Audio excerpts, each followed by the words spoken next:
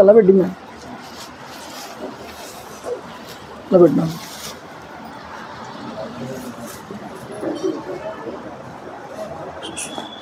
శుక్లాంబరధరం విష్ణుం శశివర్ణం చతుర్భుజం ప్రసన్నవదనం ధ్యాయేత్ సర్వవిఘ్నోపశాంతయే మాలాం కుండీంచడమరుం శూలం శంఖం సుదర్శనం దదానం భక్తవరదం దత్తాత్రేయం నమామ్యహం కాషాయ వస్త్రం కరదండధారిణం కమండలం పద్మకరేణ శంఖం చక్రం గదాభూషితభూషణాఢ్యం శ్రీపాదరాజం శరణం ప్రపద్యే అభ్రశ్యామ పింగజటాబద్ధకలాపప్రాంసుర్దండీ కృష్ణమృగత్వక్పరిదానః సర్వాల్లోకాన్ భావయానః విముఖ్య పారాశర్యః పరమస్వరూపం వివృణోతు ఛాయాయాం పారిజాతస్య హేమసింహాసనోపరి ఆసీనమంబుజశ్యామం ఆయతాక్షమలంకృతం చంద్రాననం చతుర్బాహుం శ్రీవత్సాంకితవక్షసం రుక్మిణీ సత్యభామాభ్యాం సహితం కృష్ణమాశ్రయే సదాశివసమారంభాం శంకరాచార్యమధ్యమాం అస్మదాచార్యపర్యంతాం వందే గురుపరంపరాం వైదేహీ సహితం సురద్రుమతలే హైమే మహామండపే మధ్యే పుష్పకమాసనే మణిమయే వీరాసనే సుస్థితం అగ్రే వాచయతి ప్రభంజనసుతే తత్వం మునిభ్యః పరం వ్యాఖ్యాంతం భరతాదిభిః పరివృతం రామం భజే శ్యామలం రామం రామానుజం సీతం భరతం భరతానుజం సుగ్రీవం వాయుసూనోంచ ప్రణమామి పునః పునః విమలపటి కమలకుటి పుస్తక రుద్రాక్షసస్తహస్తపుటి కామాక్షి పక్ష్మలాక్షి కలిత విపంచి విభాసి వైరించి మనోజవం మహరుతతుల్యవేగం జితేంద్రియం బుద్ధిమతాం వరిష్టం వాతాత్మజం వానరయూధముఖ్యం శ్రీరామదూతం శిరసాన్నమామి. హరి ఓం. పరమేశ్వర స్వరూపమైన సభకి నమస్కారం. సభాయై నమః. సలాది చిన్ని గారిని వారి తల్లిదండ్రుల యొక్క పటానికి పుష్పమాలాలంకృతం చేయవలసిందిగా కోరుతున్నాం.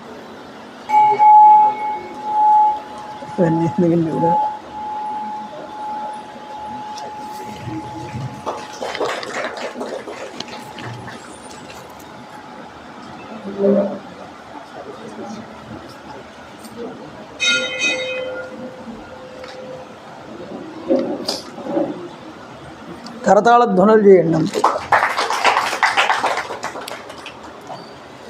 చంద్రబింబ సమాకారం వాంఛితార్థప్రదాయినం హనుమత్ సేవితం ధ్యాయేత్ సౌందర్యకాండముత్తమే. సకల వాంఛితార్థప్రదాయిని అయినటువంటి సుందరకాండ యొక్క వైశిష్ట్యాన్ని, గొప్పతనాన్ని మనం గత 4 రోజులుగా చెప్పుకుంటూనే ఉన్నాం. ఈరోజు అక్షయ తృతీయ. ఏ పని చేసినా ఇందులో శుభకార్యం అక్షయమైనటువంటి ఫలితం ఇస్తుంది అని. కాబట్టి క్షయం కానటువంటిది అక్షయం. అందువల్ల ఇది నిరంతరము కొనసాగుతుంది. ఈరోజు చేసింది ఏదైతే ఉన్నదో అది, దానికి అక్షయమైనటువంటి అనుగ్రహాలు కూడా కలుగుతాయి అని మనకి ధర్మశాస్త్రమునందు చెప్పారు. ఈ అక్షయ తృతీయను పురస్కరించుకుని తరువాత 2 రోజులకి శంకర జయంతి వస్తుంది. మనకి ప్రతి ఏటా కూడా ఆనవాయితీ ఉన్నదే. ఇక్కడ శంకరాచార్యుల వారిని మనం ముందుగా అర్చన చేసి ఆయనకి అప్పుడు ఆయన గురించి కాస్త చెప్పుకుని మనం పురాణంలోకి వెళ్తాం. కాబట్టి శంకర జయంతి ఉత్సవాలు కూడా మన యొక్క కమిటీ ద్వారా ఇక్కడ ప్రతి సంవత్సరం చేయడం జరుగుతున్నది. అయితే గొప్ప విశేషం ఏమిటంటే ఈ సంవత్సరం ఈ అక్షయ తృతీయ రోజున కంచి కామకోటి పీఠానికి ఆధిపత్యం వహించేటటువంటి విజయేంద్ర సరస్వతి స్వామివారు తమ శిష్యుణ్ణి స్వీకారం చేశారు.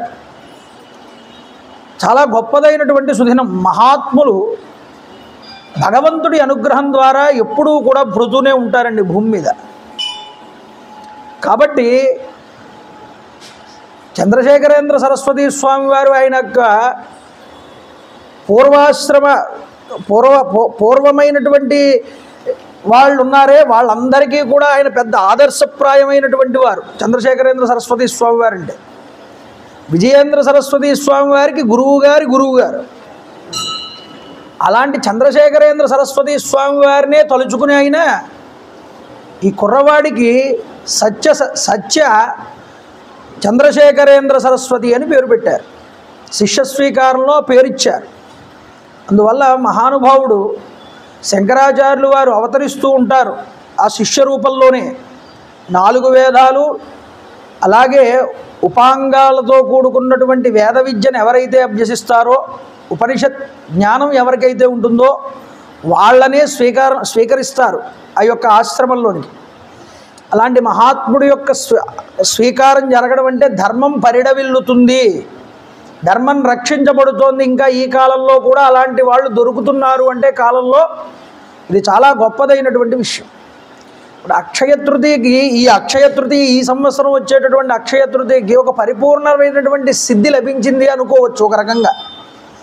కాబట్టి అటువంటి శంకరాంనాయ పీఠాల్లో ఒకటైనటువంటి కంచి కామకోటి పీఠానికి ఆధిపత్యం వహించినటువంటి ఆ చంద్రశేఖరేంద్ర సరస్వతి స్వామి వారే మళ్ళీ వచ్చారేమో అన్నంత ఆనందం కలిగింది ఈరోజు. అందువల్ల ఇంతటి గొప్పదైనటువంటి సుదినం. అందులో కూడా మనందరం సుందరకాండ చెప్పుకుంటున్నాం. ఇలాంటి సుందరకాండలో నిన్నటి రోజు సీతమ్మ తల్లికి స్వామి హనుమ యొక్క దర్శనం జరిగింది. స్వయం ప్రహర్షం పరమం జగామ సర్వాత్మన రామమనుస్మరంతి. వాల్మీకి మహర్షి అన్నారు, సీతమ్మ నిరంతరము రామచంద్ర ప్రభువునే మనసులో తలుచుకుంటున్నదిట. అలా తలుచుకుంటున్నటువంటి సీతమ్మ తల్లికి స్వామి హనుమ దర్శనం జరిగింది. కాబట్టి మహాత్ములు నిరంతరము ఏ భగవంతుణ్ణైతే పట్టుకుంటారో వాళ్ళకి కష్టాలు వచ్చినట్లు కనిపించినా నిజానికి అవి కూడా అనుగ్రహాలే అన్నారు శాస్త్రంలో. సీతమ్మ తల్లి యొక్క గుణానువర్ణనం. నిన్నటి రోజు సీతమ్మ తల్లి యొక్క వైభవం గురించి చెప్తూ మహర్షి ఆవిడ్ని ఎంతగానో వర్ణించాడు. ఆవిడ చెడగొట్టబడిన బుద్ధిలాగా, అగ్ని ధూళిదూసరమైనటువంటి అగ్ని శిఖలాగా ఇలా కనిపిస్తున్నది అని. ఆమె ఎడమ నేత్రం అదిరింది, ఎడమ తొడ అదిరింది, ఎడమ భుజం అదిరింది. సకల లావణ్యవతి అయి సీతమ్మ తల్లి యొక్క సౌకుమార్య లావణ్య గుణ విశేష వైభవాలన్నింటినీ మహర్షి వారు చూపించారు. కానీ ఇన్ని చూపించిన ఆయన ఏమన్నారు? సీతమ్మ తల్లి దుఃఖిస్తోంది అన్నారు. సీతమ్మ తల్లి చుట్టూరా కూడా వికృతమైనటువంటి రాక్షసులు ఉన్నారని చెప్పాను. ఒకటికి ఒక చెయ్యి సరిగ్గా ఉంటే ఇంకో చెయ్యి సరిగ్గా లేదు, ఒక కాలు సరిగ్గా ఉంటే ఇంకో కాలు సరిగ్గా లేదు, ఒకటి గూనిది, ఒకటి మరగుజ్జుది, ఒకటి బాగా పొడవైనది. ఇవన్నీ ఎందుకంటే వర్ణించడం ఋషి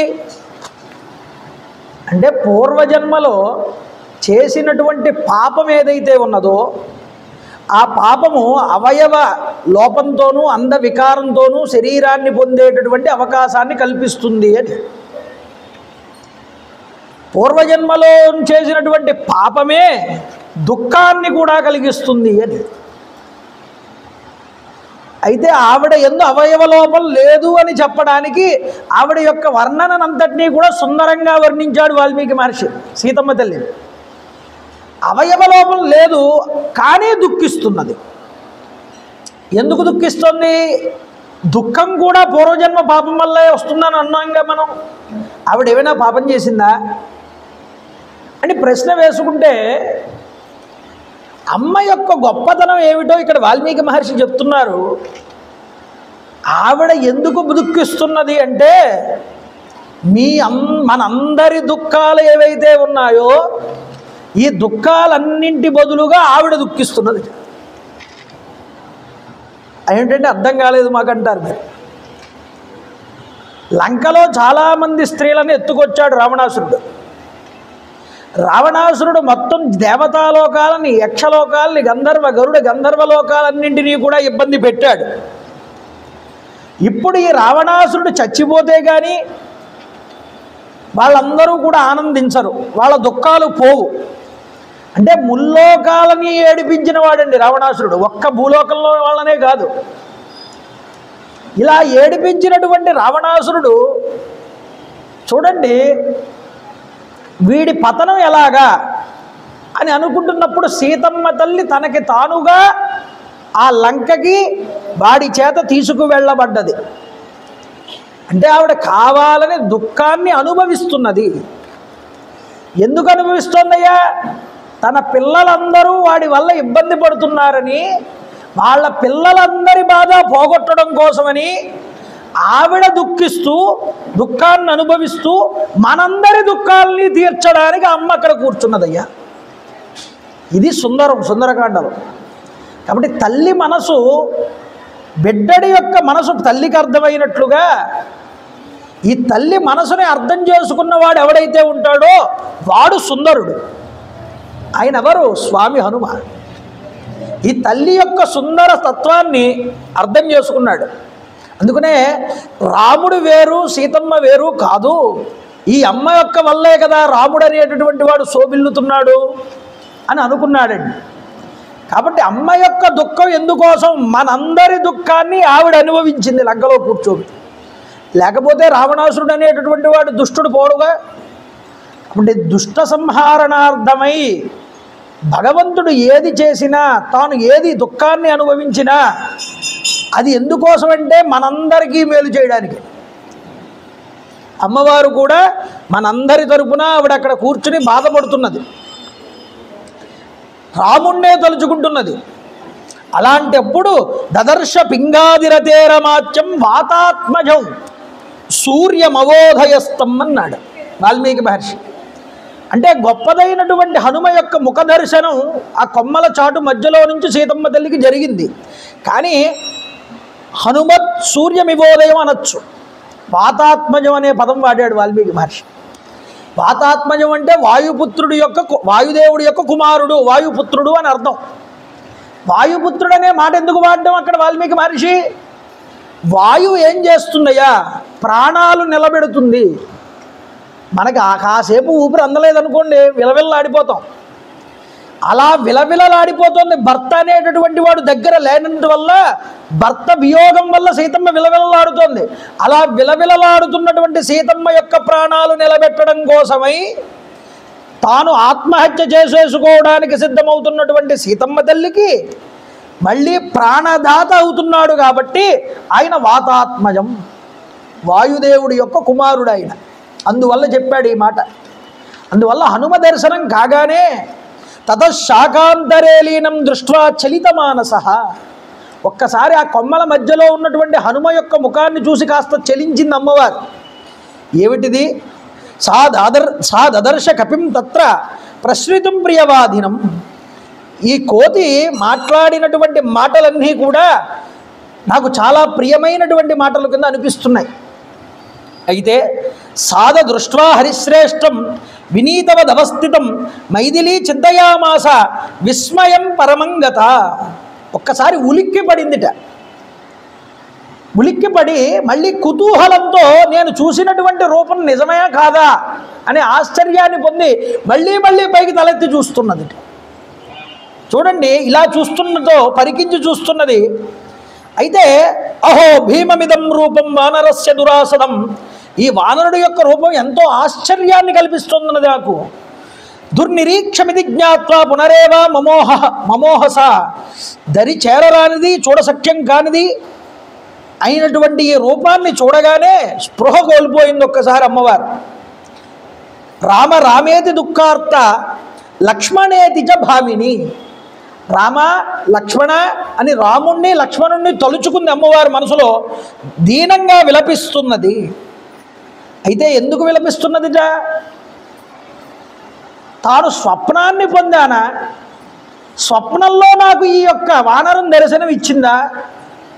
అలా దర్శనం కనుక ఇస్తే నా యొక్క పతిని నా యొక్క మరిదిని నేను క్షేమాన్ని కోరుకోవాలి. స్వప్నశాస్త్రం ఏం చెప్పింది అంటే, నిద్రలో కనుక కోతి కనుక దర్శనమిస్తే మన బంధువులు మనకు కావలసిన వాళ్ళకి ఇబ్బంది కలగచ్చు అని. కాబట్టి ముందు తన పతిదేవుడికి క్షేమాన్ని కోరుకుంది సీతమ్మ తల్లి, ఈ వానరం నాకు కలలో కనుక కనిపిస్తున్నదానని.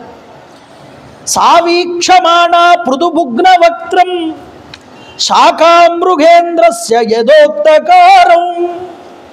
వెడల్పైనటువంటి ముఖంతో వక్రమైనటువంటి మూతితో వానరోత్తముడు సుగ్రీవుడికి ఆజ్ఞానువర్తి అయి అమాచ్యుడై శ్రేష్ఠుడై ఉన్నటువంటి ఈ హనుమని ఒక్కసారి అమ్మవారు చూసింది. చూసి మరలా మరలా ఆలోచిస్తోంది, ఇది ఏదైనా కళ లేకపోతే నిజమా?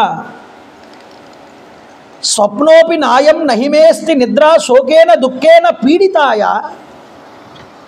నేను రాముడి యందు ఎడబాటు కారణం చేత ఇన్నాళ్ళు నేను నిద్రించలేదు.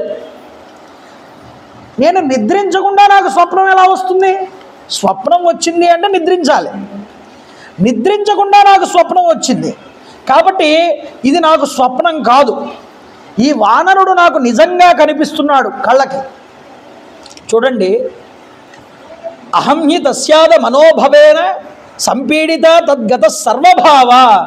అనంతరం ఆవిడ ఈ వానరుడి గురించే ఆలోచించిందంటే మనస్సులో. అయితే భ్రమరకీట న్యాయంలో నేను ఈ యొక్క వానరాన్ని గురించి ఆలోచించి ఒకవేళ ఆ వానరమే నిజమనుకుని చూస్తున్నానా అంటే, మరి త్రిజట చెప్పింది కానీ ఒక వానరం వస్తుంది ఈ లంకనంతటినీ కాల్ చేస్తుంది అన్నప్పుడు ఆ విషయాన్ని విని ఈ వానరం ఎవరు ఎందుకు వస్తుంది అని ఆలోచించినట్లున్నది. అలా ఆలోచన చేయగా చేయగా వానరమే నాకు కనిపిస్తోందేమో. ఒకవేళ నేను చిత్తచాంచల్యాన్ని ఏమైనా పొందానా, నా బుద్ధి ఏమైనా కాస్త పక్కకి వెళుతుందా ఆలోచన చేస్తుంది. బహుశా ఇది నా మనోరథమే అయి ఉండవచ్చు అనుకున్నది. మనసులో నేను అనుకుంటున్నదే అయినా ఇక్కడ స్పష్టంగా కనిపిస్తోంది ఈ వానరం నాకు, ఇదేదో యథార్థమే అయి ఉంటుంది. ఏది ఏమైనా సరే ఇక్కడ ఇతడు మాట్లాడిన మాటలు నాకు స్పష్టంగా వినిపించాయి కాబట్టి ఇతడు నిజంగానే ఉండి ఉండవచ్చు. నమోస్తు వాచస్పతయే సవజ్రిణే స్వయంభువే చైవ హుతాసనాయ. వాచస్పతి అయినటువంటి బృహస్పతికి నమస్కారం చేసిందిట అమ్మవారు, ఇంద్రుడికి నమస్కారం చేసింది, హుతాసనాయ అగ్నిహోత్రుడికి నమస్కారం చేసింది. అనేన చోక్తం యదిదం మమాగ్రతో వనౌకసాతశ్చ తదా అస్తు నన్యథా. నేను చూసిన ఈ వానరం అతడు పలికినటువంటి ఆ మాటలు నిజముగానే ఉండుగాక. అతడు నిజంగానే కనుక నాకు కనిపిస్తే అతడు నా ముందు ప్రత్యక్షమవుగాక. కాబట్టి బృహస్పతిని ఇంద్రుణ్ణి అగ్నిహోత్రుణ్ణి కూడా ప్రార్థించింది.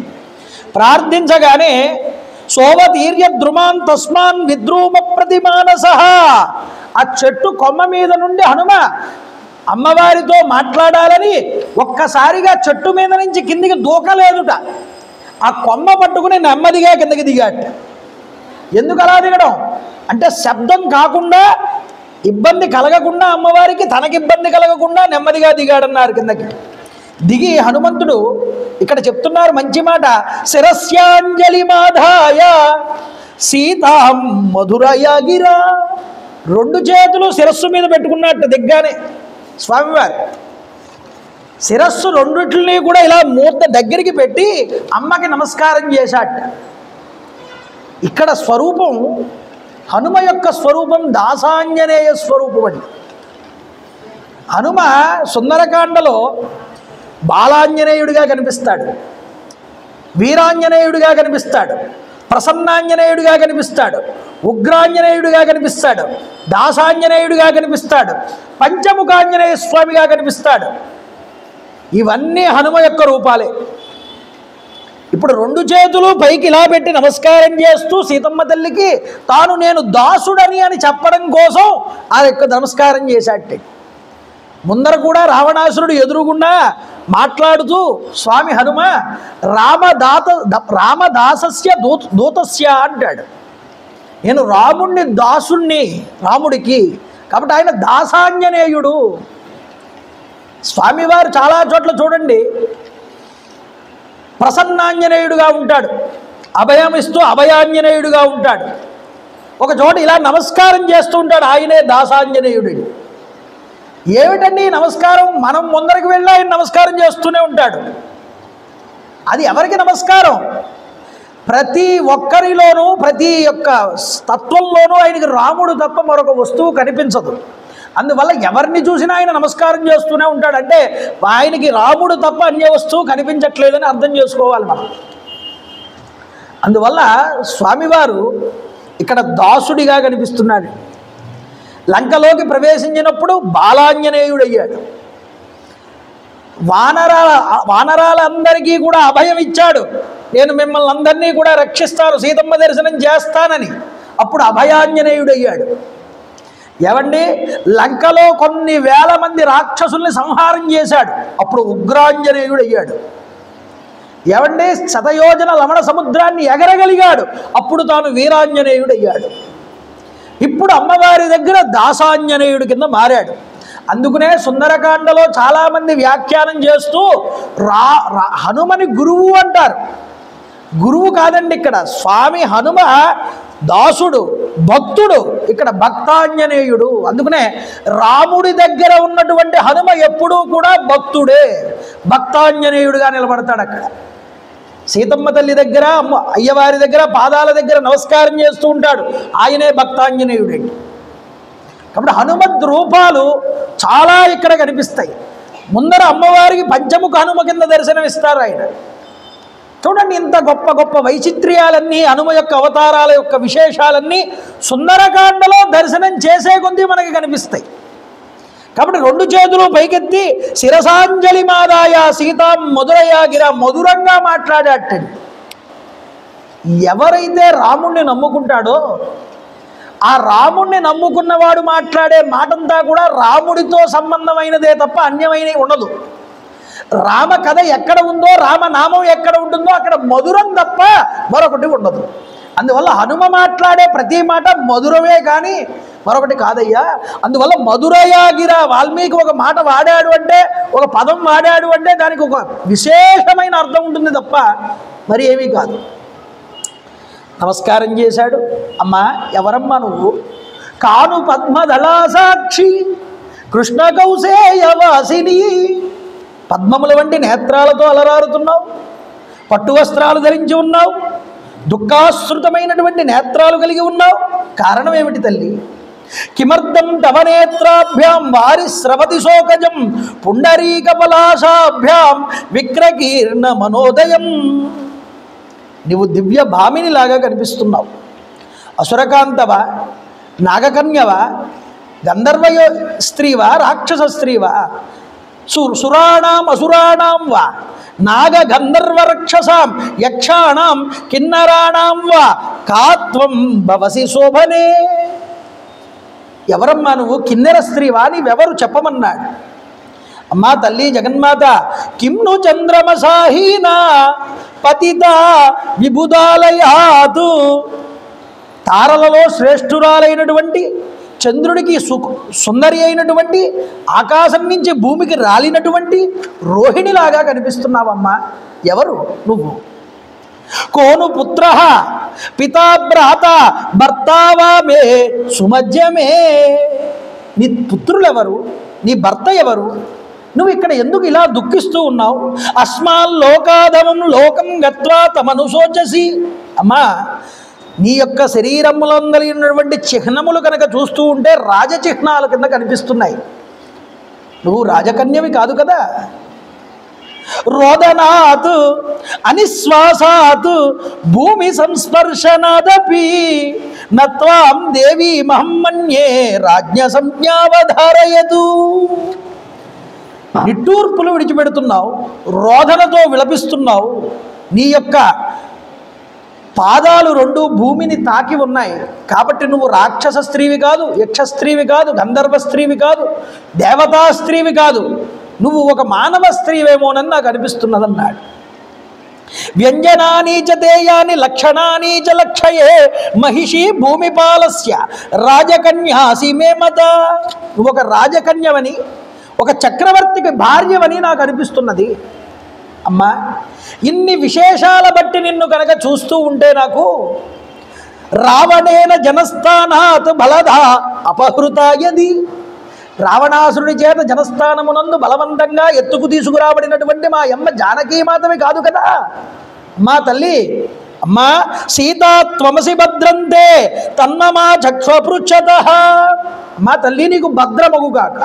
భద్రంతే అన్నాడు అంటే నువ్వు నిజంగా రామచంద్ర ప్రభు వారి యొక్క భార్య అయినటువంటి సీతామాతవే అయితే నీకు శుభమగుగాక తల్లి, అచిరకాలంలోనే నువ్వు శుభాన్ని పొందుగాక. మాట్లాడేటప్పుడు ముందుగా వెళ్ళిపోయి తన గురించి మాట్లాడుకోవట్లేదు, ఆవిడ ఎవరో ముందు అడిగి తెలుసుకుంటున్నాడు స్వామి. చూడండి ఎంత వినయం ప్రదర్శిస్తాడో ఆ మాటల్లో. నీకు భద్రమగుతుంది తల్లి. యదాహి తవదై దైన్యం రూపం చాస్యాతి మానుషం. లోకోత్తర రూపాన్ని కలిగి ఉన్న ఈ దైన్య స్థితిని, తామస వేషాన్ని బట్టి నేను చూస్తూ ఉంటే శ్రీరాముడి యొక్క పట్టమహిషివేనని నాకు విశ్వాసం కలుగుతున్నది. ఎందుకంటే రాముడికి దూరమై నువ్వు భాషించట్లేదు అని నాకు అనిపిస్తున్నదమ్మా. ఎప్పుడైతే స్వామి హనుమ ఇలా అడిగాడో సీతమ్మ తల్లిని, పరమానంద భరితురాలైపోయింది అమ్మవారు. రాముడి నోట మాటలో నుంచి రామ అనే మాట ఇప్పటిదాకా వెళ్ళలేదు 10 నెలల మట్టి ఆవిడ. ఎవడైనా వస్తాడా రాముడి దగ్గర నుండి ఈ సందేశాన్ని పట్టుకుని అని ఎదురు చూస్తే ఇప్పటిదాకా ఎవరూ కనిపించలేదు. మొట్టమొదట అన్యపురుషుడి ద్వారా ఈ మాట విన్నది. రామ సంకీర్తనని చూసి ఆనందించింది. ఆ చెట్టు కిందనే చేరాడు, దూరంగా నిలబడ్డాడు, 2 చేతులు పైకి నమస్కారాన్ని వదిలిపెట్టలేదు, అలాగే పట్టుకుని ఉన్నాడు. చూడండి వినయాన్ని ప్రదర్శిస్తున్నాడు. పృథివ్యాం రాజసింహానాం ముఖ్యస్య విదితాత్మనః. అమ్మ ఎవరమ్మా నువ్వు అంటే ఆవిడ చెప్తోంది వెంటనే. ఎందుకని? ఆ ఆనందాన్ని ఆపుకోలేక. స్నుష్ణ దశరథస్యాహం శత్రు సైన్య ప్రతాపినః. ప్రజ్ఞాశాలి, శత్రు సైన్యాన్ని పరితపించేసేటటువంటి వాడు దశరథుడు, మహానుభావుడు. ఆయనకి పెద్ద కోడలనయ్యా నేను అన్నది. ఎలా ఇంట్రడ్యూస్ చేసుకుంటోందో, తన గురించి ఎలా చెప్పుకుంటోందో సీతమ్మ తల్లి మనం పట్టుకోవాలండి ఇక్కడ. దుహిత జనకస్యాహం వైదేయస్య మహాత్మనః. జనక మహారాజు గారి యొక్క కూతుర్ని. సీతేతి నామనాంనాహం భార్య రామస్య ధీమతః. నా పేరు సీత అంటారు, నేను రామచంద్ర ప్రభు వారి యొక్క ఇల్లాలని అని చెప్పు.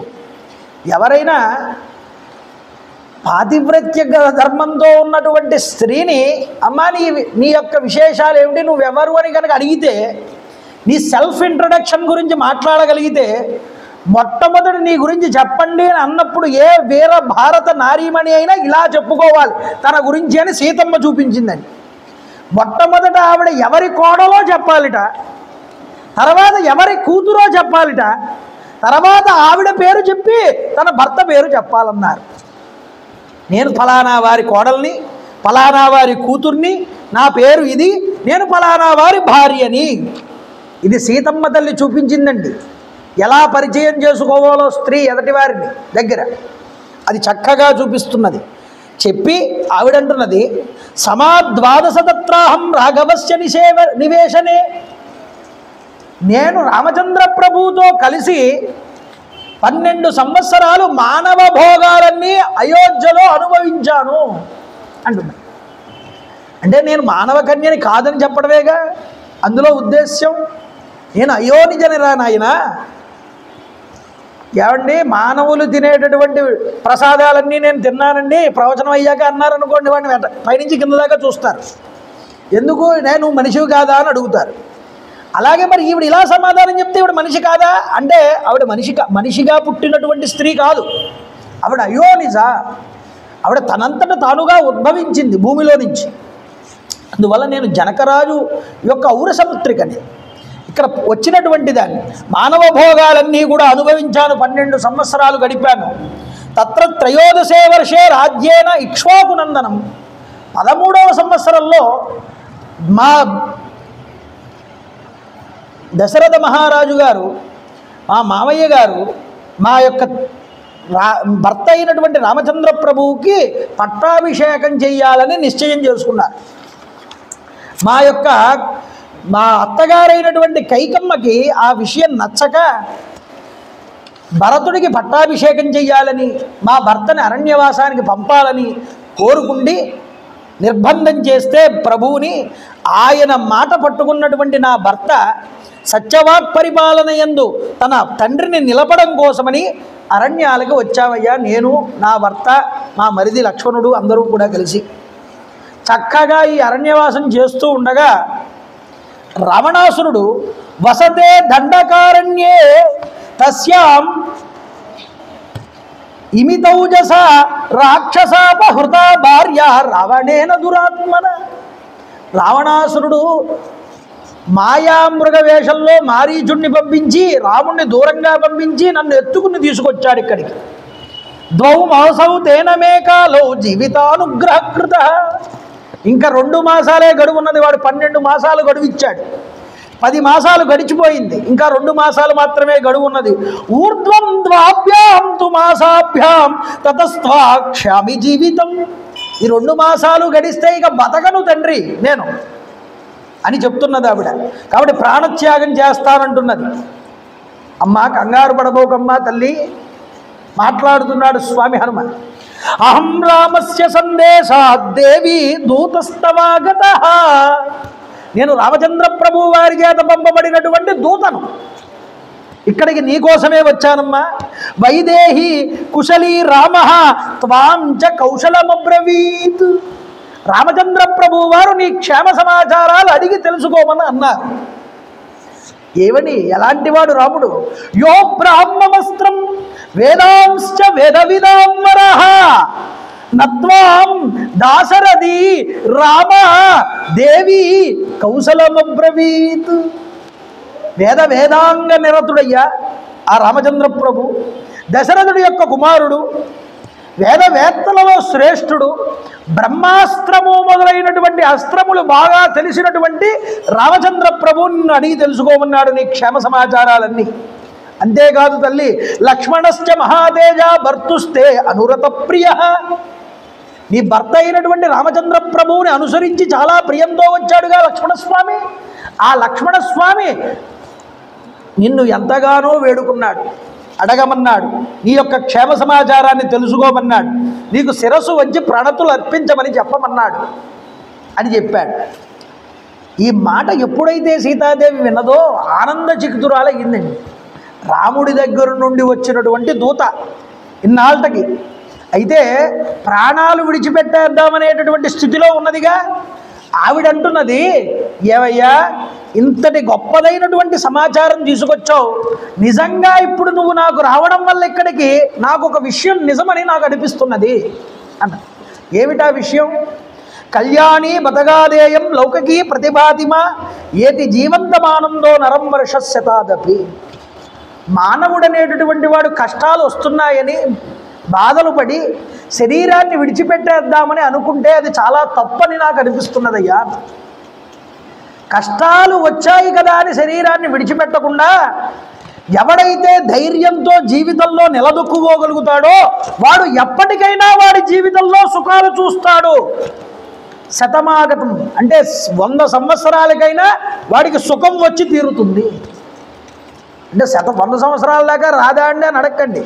వాడు ఎంతకాలంలో వాడు దుఃఖాలను అనుభవిస్తున్నా వాడు ఆ అనుభవిస్తున్న దుఃఖాల వల్ల ఎప్పటికైనా సుఖాన్ని చూసి తీరతాడని దాని అర్థం. కాబట్టి కష్టం వచ్చినప్పుడు చలించిపోకూడదు, రాముణ్ణి చూసి నేర్చుకోవాలి. కష్ట సమయాల్లో యందు కూడా తొణకని వాడు రాముడు. వాల్మీకి మహర్షి మాట అంటాడు అయోధ్యకాండలో, అప్పుడు ఆయన తొణకన్నటువంటి వాడు కాబట్టే ఆయన అలా నిలబడగలిగాడు. ఆయన రామో విగ్రహవాన్ ధర్మ, ధర్మాన్ని పట్టుకుని వదలలేదు ఎక్కడా కూడా, కష్టాల్లో కూడా. అందువల్ల ఇక్కడ ఎవడైతే కష్టాలు వచ్చినప్పుడు కూడా కృంగిపోకుండా నిలబడగలుగుతాడో వాడు తప్పకుండా సుఖాన్ని చూస్తాడయ్యా. నీ మాట వల్ల నాకు అనిపిస్తున్నది, బ్రతికి ఉండాలి మానవుడు, సుఖాన్ని అనుభవిస్తాడు, ఎప్పటికైనా ఆకాంక్షించాలి, నాకు ఎప్పటికైనా సుఖం వస్తుందని ఆ భావనలో ఉండాలి. యథా యథా తస్యాస్తద్వచనం శ్రుత్వ హనుమాన్ హరియుదపః. రాముడి యొక్క దూతగా వచ్చినటువంటి హనుమ మీద సీతమ్మ తల్లికి పూర్తిగా నమ్మకం ఏర్పడిందని అనుకున్నాడు స్వామి హనుమ. అనుకుని పరమ విశ్వాసంతో ఇద్దరూ కూడా మాట్లాడుకుంటూ ఉండగా యదా యదా సమీపంస హనుమాన్ ఉపసర్పతి, అమ్మవారి దగ్గరికి వస్తున్నట్టు మాటలు మాట్లాడుతూ అమ్మవారికి ఇంకా విషయాలు చెప్పాలి అని గట్టిగా మాట్లాడితే మిగతా వాళ్ళు వింటారని నెమ్మదిగా మాట్లాడుతూ అమ్మ దగ్గరికి వచ్చి మాట్లాడితే ఇంక వినిపించదు ఎవరికి. అందువల్ల కాస్త దగ్గరికి వస్తున్నాడు. సమీపానికి వస్తున్నటువంటి ఇతన్ని చూసి వీడు రావణుడే ఇలా వచ్చాడేమో నా దగ్గరికి, అందుకునే నా దగ్గరికి సమీపిస్తున్నాడు అనుకుని మనసులో అయ్యయ్యో వీడితో అనవసరంగా మాట్లాడేశాను, రావణాసురుడు ఈ రూపంలో వచ్చి పట్టట్లేదు కదా నన్ను. ఎందుకంటే అక్కడ అంతా రాక్షసులే, రాక్షస మాయే. కాబట్టి రావణాసురుడు భిక్షువేషంలో వచ్చి ఎందుకు పోయాడు, అలాగే ఈరోజు ఒక వానర రూపంలో వచ్చి నన్ను మభ్య పెడుతున్నాడేమోనని ఆవిడ అనుకుంటున్నది. హనుమానపి దుఃఖార్థం తాం దృష్ట్వా భయమోహితం, బాధపడిందిట, ఏడుస్తోందిట, నేల మీద కూర్చుందిట. దుఃఖార్తయ్యే ఏడుస్తున్నటువంటి ఆ జానకీదేవిని ఎలా ఓదార్చాలో తెలియనటువంటి హనుమ మాటి మాటికి నమస్కారాలు చేస్తున్నట్టు, అమ్మ బాధపడకమ్మా, నేను రామచంద్ర ప్రభు దూతనే అని చెప్పడం కోసం. ఇలా ఉంటే నాయన మాయాం ప్రవిష్టో మాయావి యదిత్వం రావణస్వయం, నువ్వు వానర రూపంలో వచ్చినటువంటి మాయావి అయినటువంటి రావణుడివే అయితే మరలా నీవు నాకు బాధని కలిగించిన వాడివే అవుతావు. ఇది నీకు మంచిది కాదు ఓ రావణ, గుర్తుపెట్టుకో, ఇది నీకు అస్సలు మంచిదైనటువంటిది కాదు, నన్ను ఇబ్బంది పెట్టకలాగా. స్వం పరిత్యజ్య రూపమ్య పరివ్రాజక రూపధృతు, లోగడ నిజ రూపాన్ని విడిచిపెట్టి సన్యాస రూపంలో దండకారణ్యంలోకి వచ్చి నన్ను ఇబ్బంది పెట్టావు కదా, నిన్ను నేను గుర్తించలేదనుకుంటున్నావా? నువ్వు ఇలా వానర రూపంలో వచ్చి నన్ను మభ్య పెట్టాలని చూస్తే నీకు లొంగేదాన్ని కాదు అని మాట్లాడుతున్నది. అయితే ఇలా ఆలోచన చేస్తూ ఉపవాసాల చేత శోకం చేత కృషించి ఉన్నటువంటి దీనురాలై ఉండి పదే పదే సంతాపానికి గురి అవుతూ ఉండడం అనేటటువంటిది చాలా ఇబ్బందికరమైన స్థితిలో నిలబడింది అలాగ అమ్మవారు. కాబట్టి ఇలా ఇబ్బంది పడుతున్నటువంటి నన్ను నువ్వు ఇలా పరీక్షించడం నీకు భావ్యం కాదు ఓ రావణ అన్నది. అయితే ఇలా అంటున్నది కానీ ఆ రూపాన్ని చూస్తూ ఉంటే అది రాక్షస రూపం కింద అనిపించట్లేదు అమ్మవారికి మనసులో. యదావా నైతదేవం హి యన్మయా పరిశంకితం మనసోహి మమ ప్రీతి ఉత్పన్నతవ దర్శన. నిజంగా ఇతడు రావణాసురుడు కాకపోవచ్చు, ఎందుకు అంటే ఇతడిని దర్శనం చేసినప్పటి నుంచి నా మనసు చాలా ప్రీతిని కొలుపుతున్నది, ఆనందాన్ని కలిగిస్తున్నది ఇతడి రూపం అని అనిపిస్తున్నదిట. అంతేకాదండి ఇక్కడ చెప్తున్నది ఎది రామస్య దూతస్త్వం ఆగతో భద్రమస్తుమే. నాయన ఓ కపివర, నేను నువ్వెవరో తేల్చుకోలేకపోతున్నాను, నిజానికి నువ్వు నిజంగా రాముడి దగ్గర నుండి వచ్చిన వాడివే అయితే నీకు శుభమవుగాక అన్నదావిడ. అయితే నాకు ప్రియమైనటువంటి రామకథని నువ్వు నాకు వినిపించు అంటున్నది.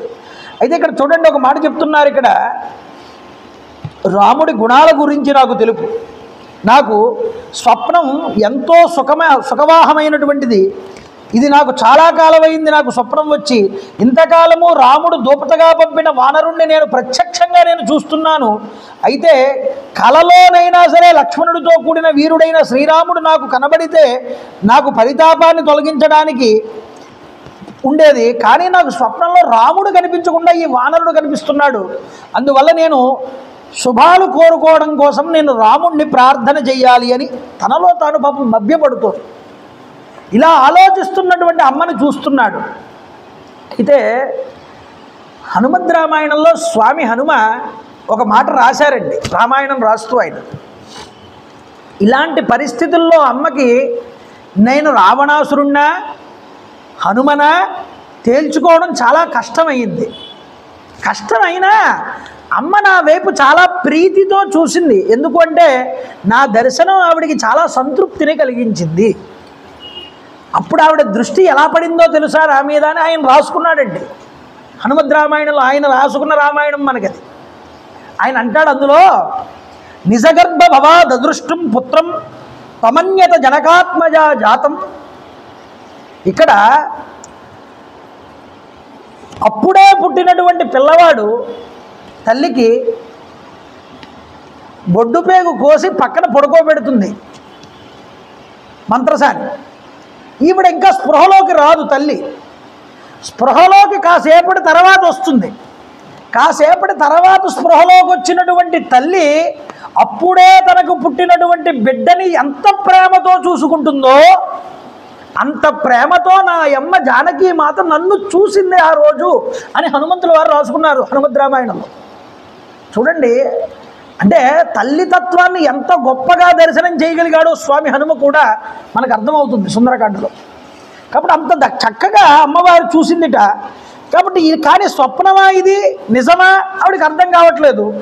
రాముడిని గురించి తలుచుకుంటోంది. ఓహో, నేను ఏ రామకథనైతే చెప్తే ఈవిడ నన్ను ఎంతో ప్రేమతో చూసిందో ఆ రాముణ్ణి 1-2 సార్లు కీర్తిస్తే తప్ప ఈవిడ నన్ను విశ్వసించదు అని అనుకున్నాడు. ఆయన అనుకుని నిర్ణయించుకుని ఇక మాట్లాడడం మానేసి కీర్తించడం మొదలుపెట్టాడు. అమ్మ, సీతమ్మ తల్లి మనోభావాలన్నీ ఎరిగినటువంటి హనుమ ఒక్కసారి చెప్తున్నాడు.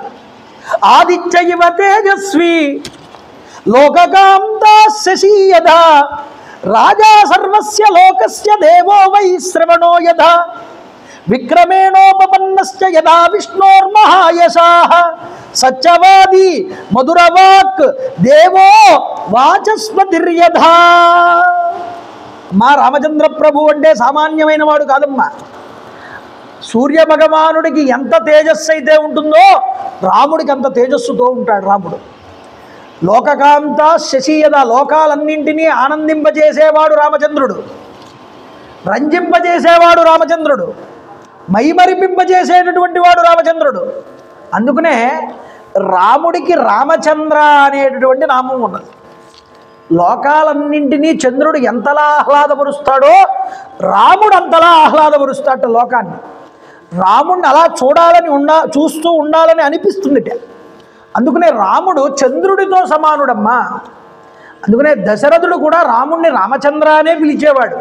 ఎందుకంటే అందరినీ తన యొక్క మోముతో రంజింపజేస్తాడు, ఆనందింపజేస్తాడు, తన గుణాల చేత ఆనందింపజేస్తాడు రాముడు. అందుకని రాముడికి రామచంద్రుడితో పోల్చారు. అందుకని ఏమంటే సూర్యవంశంలో పుట్టినవాడు కదా, రామ సూర్య అనొచ్చుగా. సూర్యుడు అందరినీ కూడా ఇబ్బంది పెడతాడు తన వేడి కిరణాల చేత. కానీ చంద్రుడు ఆ వేడి కిరణాలు తీసుకుని చల్లటి కిరణాలు వర్షింపజేస్తాడు. అందుకనే తాను కష్టాలు పడినా తనను నమ్ముకున్న వాళ్ళు కష్టాలు పడకుండా చూసుకుంటాడు రామచంద్ర ప్రభు. అందువల్ల ఆయన చంద్ర సమానుడు. అర్థమవుతోందండి? అంతటి ఆహ్లాదకరుడు ఆయన. రాజా సర్వస్య లోకస్య దేవో వై శ్రవణో యథా. అందరి లోకాలన్నింటికీ ప్రభువమ్మ రామచంద్ర ప్రభు. వైశ్రవణో యథా. అంతేకాదు ఆయన వైశ్రవణుడు అంటే కుబేరుడు అంతటి వాడు లోకాధిపత్యంలో. అంతేకాదు పరాక్రమంలోకి వచ్చేటప్పటికీ విష్ణువు అంతటి పరాక్రమం కలిగిన వాడు యుద్ధానికి కనుక వెళ్తే. మధురవాక్, మాట్లాడాడంటే చాలా మధురంగా మాట్లాడతాడు. సత్యవాది, సత్యాన్ని తప్ప అసత్యాన్ని మాట్లాడాడు. ఇలా పొగిడాడండి రాముడి గురించి. పొగిడే కొద్దీ ఆవిడికి ఆనందం వేస్తోంది.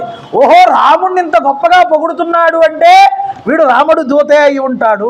రావణాసురుడు పొగడు. రావణాసురుడు ఎదుటివాడిని పొగడాలి అంటే వాడికి అహంకారం అడ్డు వస్తుంది. కానీ వీడు ఇలా పొగుడుతున్నాడంటే వీడు రామదూతే అయి ఉంటాడని మనసులో అనుకుంటున్నది. అయితే అమ్మ, ఆ స్వామి పంపగా వచ్చినటువంటి దూతగా నీ దగ్గరికి వచ్చిన వాడిని గ్రహించమన్నాడు. అమ్మా వైదేహి, ఈ రాక్షస మూకల మధ్యలో ఈ దుస్థితికి లోనై జీవించి ఉండడం నిజంగా కూడా చాలా అదృష్టం అమ్మా. నిన్ను ఇంకా ఇలా బ్రతికి ఉండడం నేను చూడడం అనేటటువంటిది నా అదృష్టం, రాముడి యొక్క అదృష్టం. నిజానికి రామలక్ష్మణులు అసంఖ్యాకమైనటువంటి వానర సైన్యంతో కూడి మహాతేజస్శాలి అయినటువంటి సుగ్రీవుణ్ణి నువ్వు త్వరలో చూడగలవు. ఈ జరిగిన విషయాలన్నిటి కూడా చెప్పడానికి ప్రారంభమై చెప్తున్నాడు. కాబట్టి నన్ను రాముల వారు పంపగా వచ్చినటువంటి దూత కింద నమ్ము తల్లి నన్ను. దీన్ని విశ్వనాథ సత్యనారాయణ గారు చాలా గొప్పగా వర్ణిస్తారు. మనమున శంకదక్కి రఘురాముని దూతగా నమ్ముమమ్మ, నన్ను శతయోజనంబులను నూల్కొని వార్దిని దాటి వచ్చిదిన్ నినుగన రాముడు నిబృత నీరజ ముక్త దళాభిరామలోచనుడు తప్తదేహుడు నిశా సమయంబులెరుంగకుండెడు. నీకోసమే శతయోజన లవణ సముద్రాన్ని ఎగిరి నేను ఇక్కడికి వచ్చాను. నీ దర్శనం నాకు అయిందమ్మా. రామచంద్ర ప్రభు వారు పంపగా వచ్చినటువంటి దూతను, ఆయన నీ కోసం విరహతాపాన్ని పొంది ఉన్నాడు. ఇది గుర్తించు. కాబట్టి రామచంద్ర ప్రభు నీ యొక్క కుశల వార్త అడిగి తెలుసుకోమన్నాడు. అంతేకాదు, నను రఘురామ దూతనని నమ్ముము, దానవలోకహంతకున్ నన్నును రఘురాము దూతగా నూల్కొనుమమ్మ, ఆయతలోకశీలుడై చనియడు నట్టి నీ చరణ సారస భక్తుడు లక్ష్మణుండు, నీ కనిచ నమస్కృతుల్ విరతాంజలి బద్ధుడు స్వీకరింపవే. నన్ను రామదూతగా నమ్ము. ఎందుకో తెలుసా? రాముడు సకల లోక రాక్షసుల్ని కూడా సంహారం చేయగలిగినటువంటి వాడు. అంతేకాదు, అలాంటి రాముడి పక్కన ఉన్నటువంటి నీ గౌరవానికి ఆదరణీయుడైనటువంటి వాడు, నిన్ను నిరంతరము కూడా గౌరవించేటటువంటి వాడు, నీ పాదాలకి నమస్కారం చేసేటటువంటి వాడు అయినటువంటి లక్ష్మణుడు ఇప్పుడు కూడా నీ పాదాలకి నమస్కారం చేస్తున్నాడు. నిన్ను అడగమని తెలిసాడు, నీకు నీ యొక్క నమస్కారం చేయమన్నాడమ్మా. అయ్యా, లక్ష్మణుడి యొక్క అంజలిని కూడా నీకు ఇస్తున్నాను, తీసుకోమన్నాడట. ఇలా అంటే చెప్పాడు విషయం అంతా కూడా. అమ్మా, నేను ఈ సముద్రాన్ని దాటి ఈ లంకానగరంలో ప్రవేశించాను. నా పరాక్రమాన్ని చూపిస్తూ ఈ దుర్మార్గుడైనటువంటి రావణాసురుడి యొక్క శిరస్సు మీద కాలు ఉంచానమ్మా అన్నాడు. అంటే ఎడమ కాలు పెట్టి దిగాను అని చెప్పడమే శిరస్సు మీద కాలు పెట్టానని అర్థం. కాబట్టి శిరస్సు మీద కాలు మోపి అతడి కీర్తి ప్రతిష్టలన్నీ మంటగలిపి తిరుగులేని వాడి యొక్క పరాక్రమాన్ని ఒన్మునర్చి నీ దర్శనానికి ఇక్కడ ఏతెంచి ఉన్నాను తల్లి, నన్ను రాముడి దూతగా విశ్వసించమన్నాడు. అయితే సీతమ్మ తల్లి అన్నది, నాయనా, నీకు రాముడితో పరిచయం ఎలా ఏర్పడిందో చెప్పు. అయితే లక్ష్మణుణ్ణి నీవు ఏ విధంగా తెలుసుకున్నావు? ఎలా తెలుసు నీకు లక్ష్మణుడు? ఈ నరులు వానరులు వీళ్ళిద్దరు సమాగమం ఎలా ఏర్పడిందో చెప్పు నాకు. అంతేనా? యాని రామస్య లింగాని లక్ష్మణస్య చ వానర. రాముడి యొక్క చిహ్నాలు కూడా చెప్పు, ఎలా ఉంటాడో రాముడు. అలాగే లక్ష్మణుడి యొక్క చిహ్నాలు కూడా చెప్పు. వాటిని వినడం వల్ల నాకు శోకం అనేటటువంటిది పోతుంది. ఎవరైనా దూత వచ్చాడే అనుకోండి, ఆ దూతని ఏమడగాలి? రాముడు ఇచ్చిన సమాచారం ఏమిటో చెప్పరా నాయన అంటే ప్రభు ఇచ్చిన సమాచారాన్ని తీసుకొచ్చి చెప్తాడు. మా ఆయన దేహ లక్షణాల గురించి చెప్పరా అంటే వాడెలా చెప్పగలడండి? కాబట్టి సీతమ్మ తల్లి రాముడంటే ఏమిటో సీతమ్మ తల్లికి బాగా తెలుసు. హనుమయందు పరాక్రమం లేకపోతే, భక్తి లేకపోతే నా దగ్గరికి రాముడు హనుమని పంపడు. పంపగలిగాడు అంటే ఇతనిలో ఏదో గొప్ప శక్తి ఉన్నది. ఆ శక్తి ఏమిటో తెలుసుకోవాలనుకుంది అమ్మవారు. అంతేకాదు, రాముడి యొక్క శరీర లక్షణాలే కాదయ్యా, కీదృశం తస్య సంస్థానం రూపం రామస్య కీదృశం కదమూరు కదంబాహు లక్ష్మణస్య చ సంశయమే. రాముడి తొడలు ఎలాగుంటాయి, రాముడి బాహువులు ఎలాగుంటాయి, వీటన్నిటి గురించి చెప్పాను. బాహువులు అంటే అర్ధగంభీరంగా చెప్పడం ఏమిటంటే బయటికి కనిపించే అవయవాలు, కనిపించిన అవయవాలు గురించి కూడా వివరించమని అర్థం. పైన శరీరంలో ఉన్న కనిపించే అవయవాలు, కనిపించిన అవయవాల గురించి కూడా వివరించమని అర్థం. ఇంతలా అడిగిందండి హనుమని సీతమ్మ తల్లి. మీరు పురాణాలన్నీ చూడండి, ఒక్క సీతమ్మ తల్లి మాత్రమే ఇలా అడిగింది, ఇంకెవరూ అడగలేదు. ఎందుకు ఇలా అడగడం హనుమంతుడిని అంటే, వచ్చినవాడు పరమ ఉపాసకుడు, రాముణ్ణి నిరంతరము తన హృదయంలో పెట్టుకున్నటువంటి వాడు. అయితే రాముడి గురించి చెప్పు అంటే సరిపోతుంది, కానీ ఇలా వివరించు చిహ్నాలన్నీ కూడా అన్నాం అంటే హనుమ యొక్క ఉపాసనకి ఇది పరీక్ష అండి. క్వశ్చన్ పేపర్ ఇస్తోంది అమ్మవారు, ఆన్సర్ పూర్తి చేయాల్సిన వాడు స్వామి హనుమ. ఏమండి మీ భర్త గారు వీధి చివరు ఉన్నారు, బ్యాగ్ మర్చిపోయారట, ఇమ్మన్నారు అంటే ఇంట్లో ఉన్న స్త్రీ ఏమయ్యా ఏమైనా ఫోన్ చేస్తా అన్నాడా, లేకపోతే ఏదైనా చీటీ మీద రాసి ఇచ్చాడా అది ఫలానా వస్తువు తీసుకురమ్మని ఏదో అడుగుతుంది. ఆహా మా ఆయన పంపాడు అంటున్నావు కదా, మా ఆయన తొడలు ఎలా ఉంటాయి, చేతులు ఎలా ఉంటాయి, ఇవి చెప్పు నాకు అంటుందా స్త్రీ. అలా ఒక్క సీతమ్మ అడిగిందండి. అంటే వచ్చినవాడు రాముణ్ణి హృదయంలో పెట్టుకున్న ఉపాసకుడని ఆవిడికి అర్థమయ్యింది. ఎందుకంటే రాముణ్ణి అంతలా కీర్తించాడు ఆయన. చెప్పు అంటే వెంటనే స్వామి హనుమన్నారు, జానాంతి బత దృష్ట్యామాం వైదేహి పరిపృచ్ఛసి భర్తు కమలపత్రాక్షి సంస్థానం లక్ష్మణస్య చ. అమ్మా నీ భర్త అయినటువంటి రాముడి యొక్క లక్ష్మణుడి యొక్క అవయవ సౌభాగ్యాలన్నీ నీకు తెలుసు, నేను చెప్పక్కర్లేదు. కానీ నువ్వు నన్ను అడిగావు, నేను చూసినంత మేరలో రాముడంటే ఏమిటో, ఆయన గుణాలంటే ఏమిటో, ఆయన చిహ్నాలు ఏమిటో నాకు తెలిసిన వాటిలో నీకు చెప్తానమ్మా. నీ యొక్క ఈ విధంగా నువ్వు నన్ను అడగడం అనేటటువంటిది నీ యొక్క గొప్ప సౌభాగ్యానికి తగినట్లుగానే నువ్వు అడిగావు నన్ను, కాబట్టి నేను సమాధానం చెప్తాను అన్నాడు. చూడండి ఆవిడ ఎలా కోడ్ వర్డ్స్లో అడిగిందో, కథమూరుహు కథం బాహు అని అడిగింది. ఈయన కూడా కోడ్ వర్డ్స్లోనే సమాధానం చెప్పాడు. అంటే అవతల వాళ్ళు ఎలా అడిగారో అలాగే సమాధానం చెప్పాలి, అంతకు మించి సాగదీసి సమాధానం చెప్పడు స్వామి హనుమ. అందుకనే అంటున్నాడు అసలు రాముడు అనేవాడు ఎలా ఉంటాడు. ఇక్కడ రాముడి యొక్క సౌందర్యాన్ని అంతటినీ వర్ణిస్తున్నాడండి స్వామి హనుమ. ఇది సుందరకాండలో గొప్పదైనటువంటి సర్గ, 35వ సర్గ. ఈ సర్గ చదివిన, ఈ సర్గ విన్న వాళ్ళకి సకల శుభాలు మంగళాలు జరుగుతాయి అని సుందరకాండలో ఒక విధానం ఉన్నది. ఎవరికైనా పెళ్ళిళ్ళు కాకపోయినా, ఇంట్లో శుభ కార్యక్రమాలు ఏమీ జరగకపోయినా, ఉద్యోగం ఆలస్యం అవుతున్నా ముందుగా ఏం చేయమంటారంటే రాముడి గుణాల గురించి వర్ణించమంటారు. అది చదవండి ఆ సర్గ అంటారు. ఎందుకంటే ఇది సకల మంగళాలని ఇచ్చేటటువంటి సర్గని చెప్తున్నాడు ఆయన. రామ కమలపత్రాక్ష సర్వసత్వమనోహర రూపదాక్షిణ్య సంపన్న ప్రసూత జనకాత్మజే తేజసా ఆదిత్య సంకాస క్షమయా పృథివీ సమ బృహస్పతి సమో బుద్ధ్య యశసా వాసవోపమ రక్షిత జీవలోకస్య స్వజనస్యాభిరక్షిత రక్షితాస్య వృత్తస్య స్వజనస్యాభిరక్షిత ధర్మస్య పరంతప రామో భామిని లోకస్య చాతుర్వర్ణస్య రక్షిత మర్యాదానాంచ లోకస్య కర్తా కారయితాపి సహ అర్చిష్మానర్చితోత్యర్థం బ్రహ్మచర్యో వ్రతే స్థితః సాధూనాముపకారజ్ఞః ప్రచారాజ్ఞశ్చ కర్మణాం రాజవిద్యా వినీతశ్చ బ్రాహ్మణా సాముపాసిత శృతవాన్ సీత సంపన్నః వినీతశ్చ పరంతపః యజుర్వేద వినీతశ్చ వేద విద్భిః సుపూజితః ధనుర్వేదే చ వేదేషు వేదాంగే చూషనిష్ఠితః విపులాంసో మహాబాహుః కంబుగ్రీవః సుభాననః గూఢజత్రుశ్రుతామ్రాక్షో రామో దేవీ జనైః శ్రుతః దుందుభి స్వన నిర్ఘోష స్నిగ్ధవర్ణ ప్రతాపవాన్ సమ విభక్తాంగో వర్ణం శ్యామం సమాశ్రిత త్రిస్థిరస్త్రిప్రలంభ త్రిసమాస్త్రిశుషోన్నత త్రితామ్రస్త్రిషు చ స్నిగ్ధో గంభీరస్త్రిషు నిత్యస చతుర్దశ చతుర్లేఖ చతుర్ద్వంద్వ చతుర్దంష్ట్ర చతుర్గతి. ఇలాగా మొత్తం శరీరాన్నంతటినీ వివరిస్తున్నాడు, ఆయన గుణాలు కూడా వివరిస్తున్నాడు.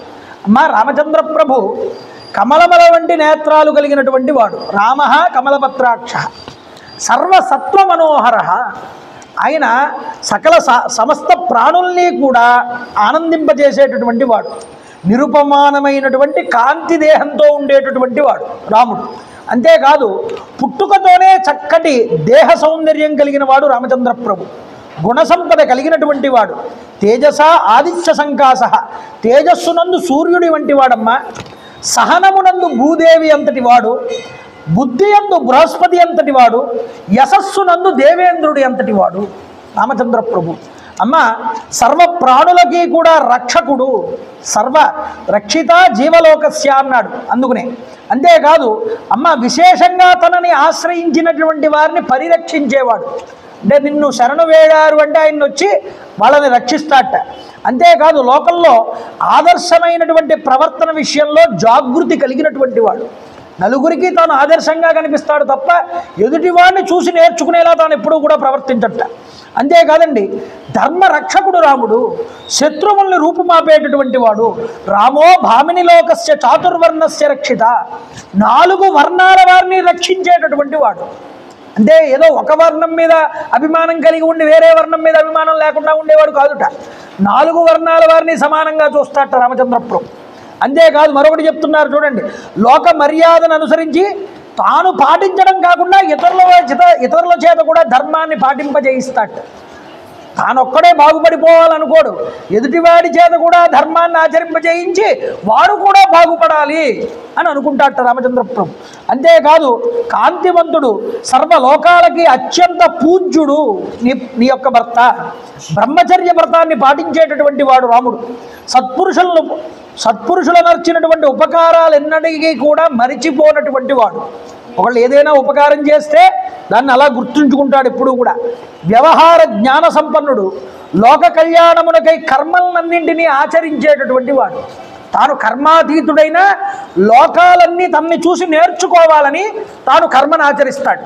అందువల్ల ఇతరుల చేత ఆచరింపజేయించేటటువంటి వాడు. తాను ఆచరించడమే కాకుండా ఎదురువారి చేత కూడా ఆచరింపజేస్తాడు.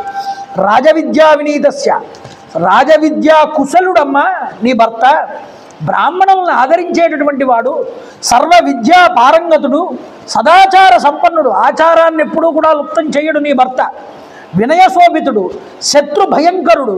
అంతేనా, రాముడు యజుర్వేదమునందు పారంగతుడు, ధనుర్వేదమునందు రుక్కు, అధర్వణ వేదముల యందును శిక్షాది వేదాంగముల యందును కూడా ఆయన నిష్ణాతుడు.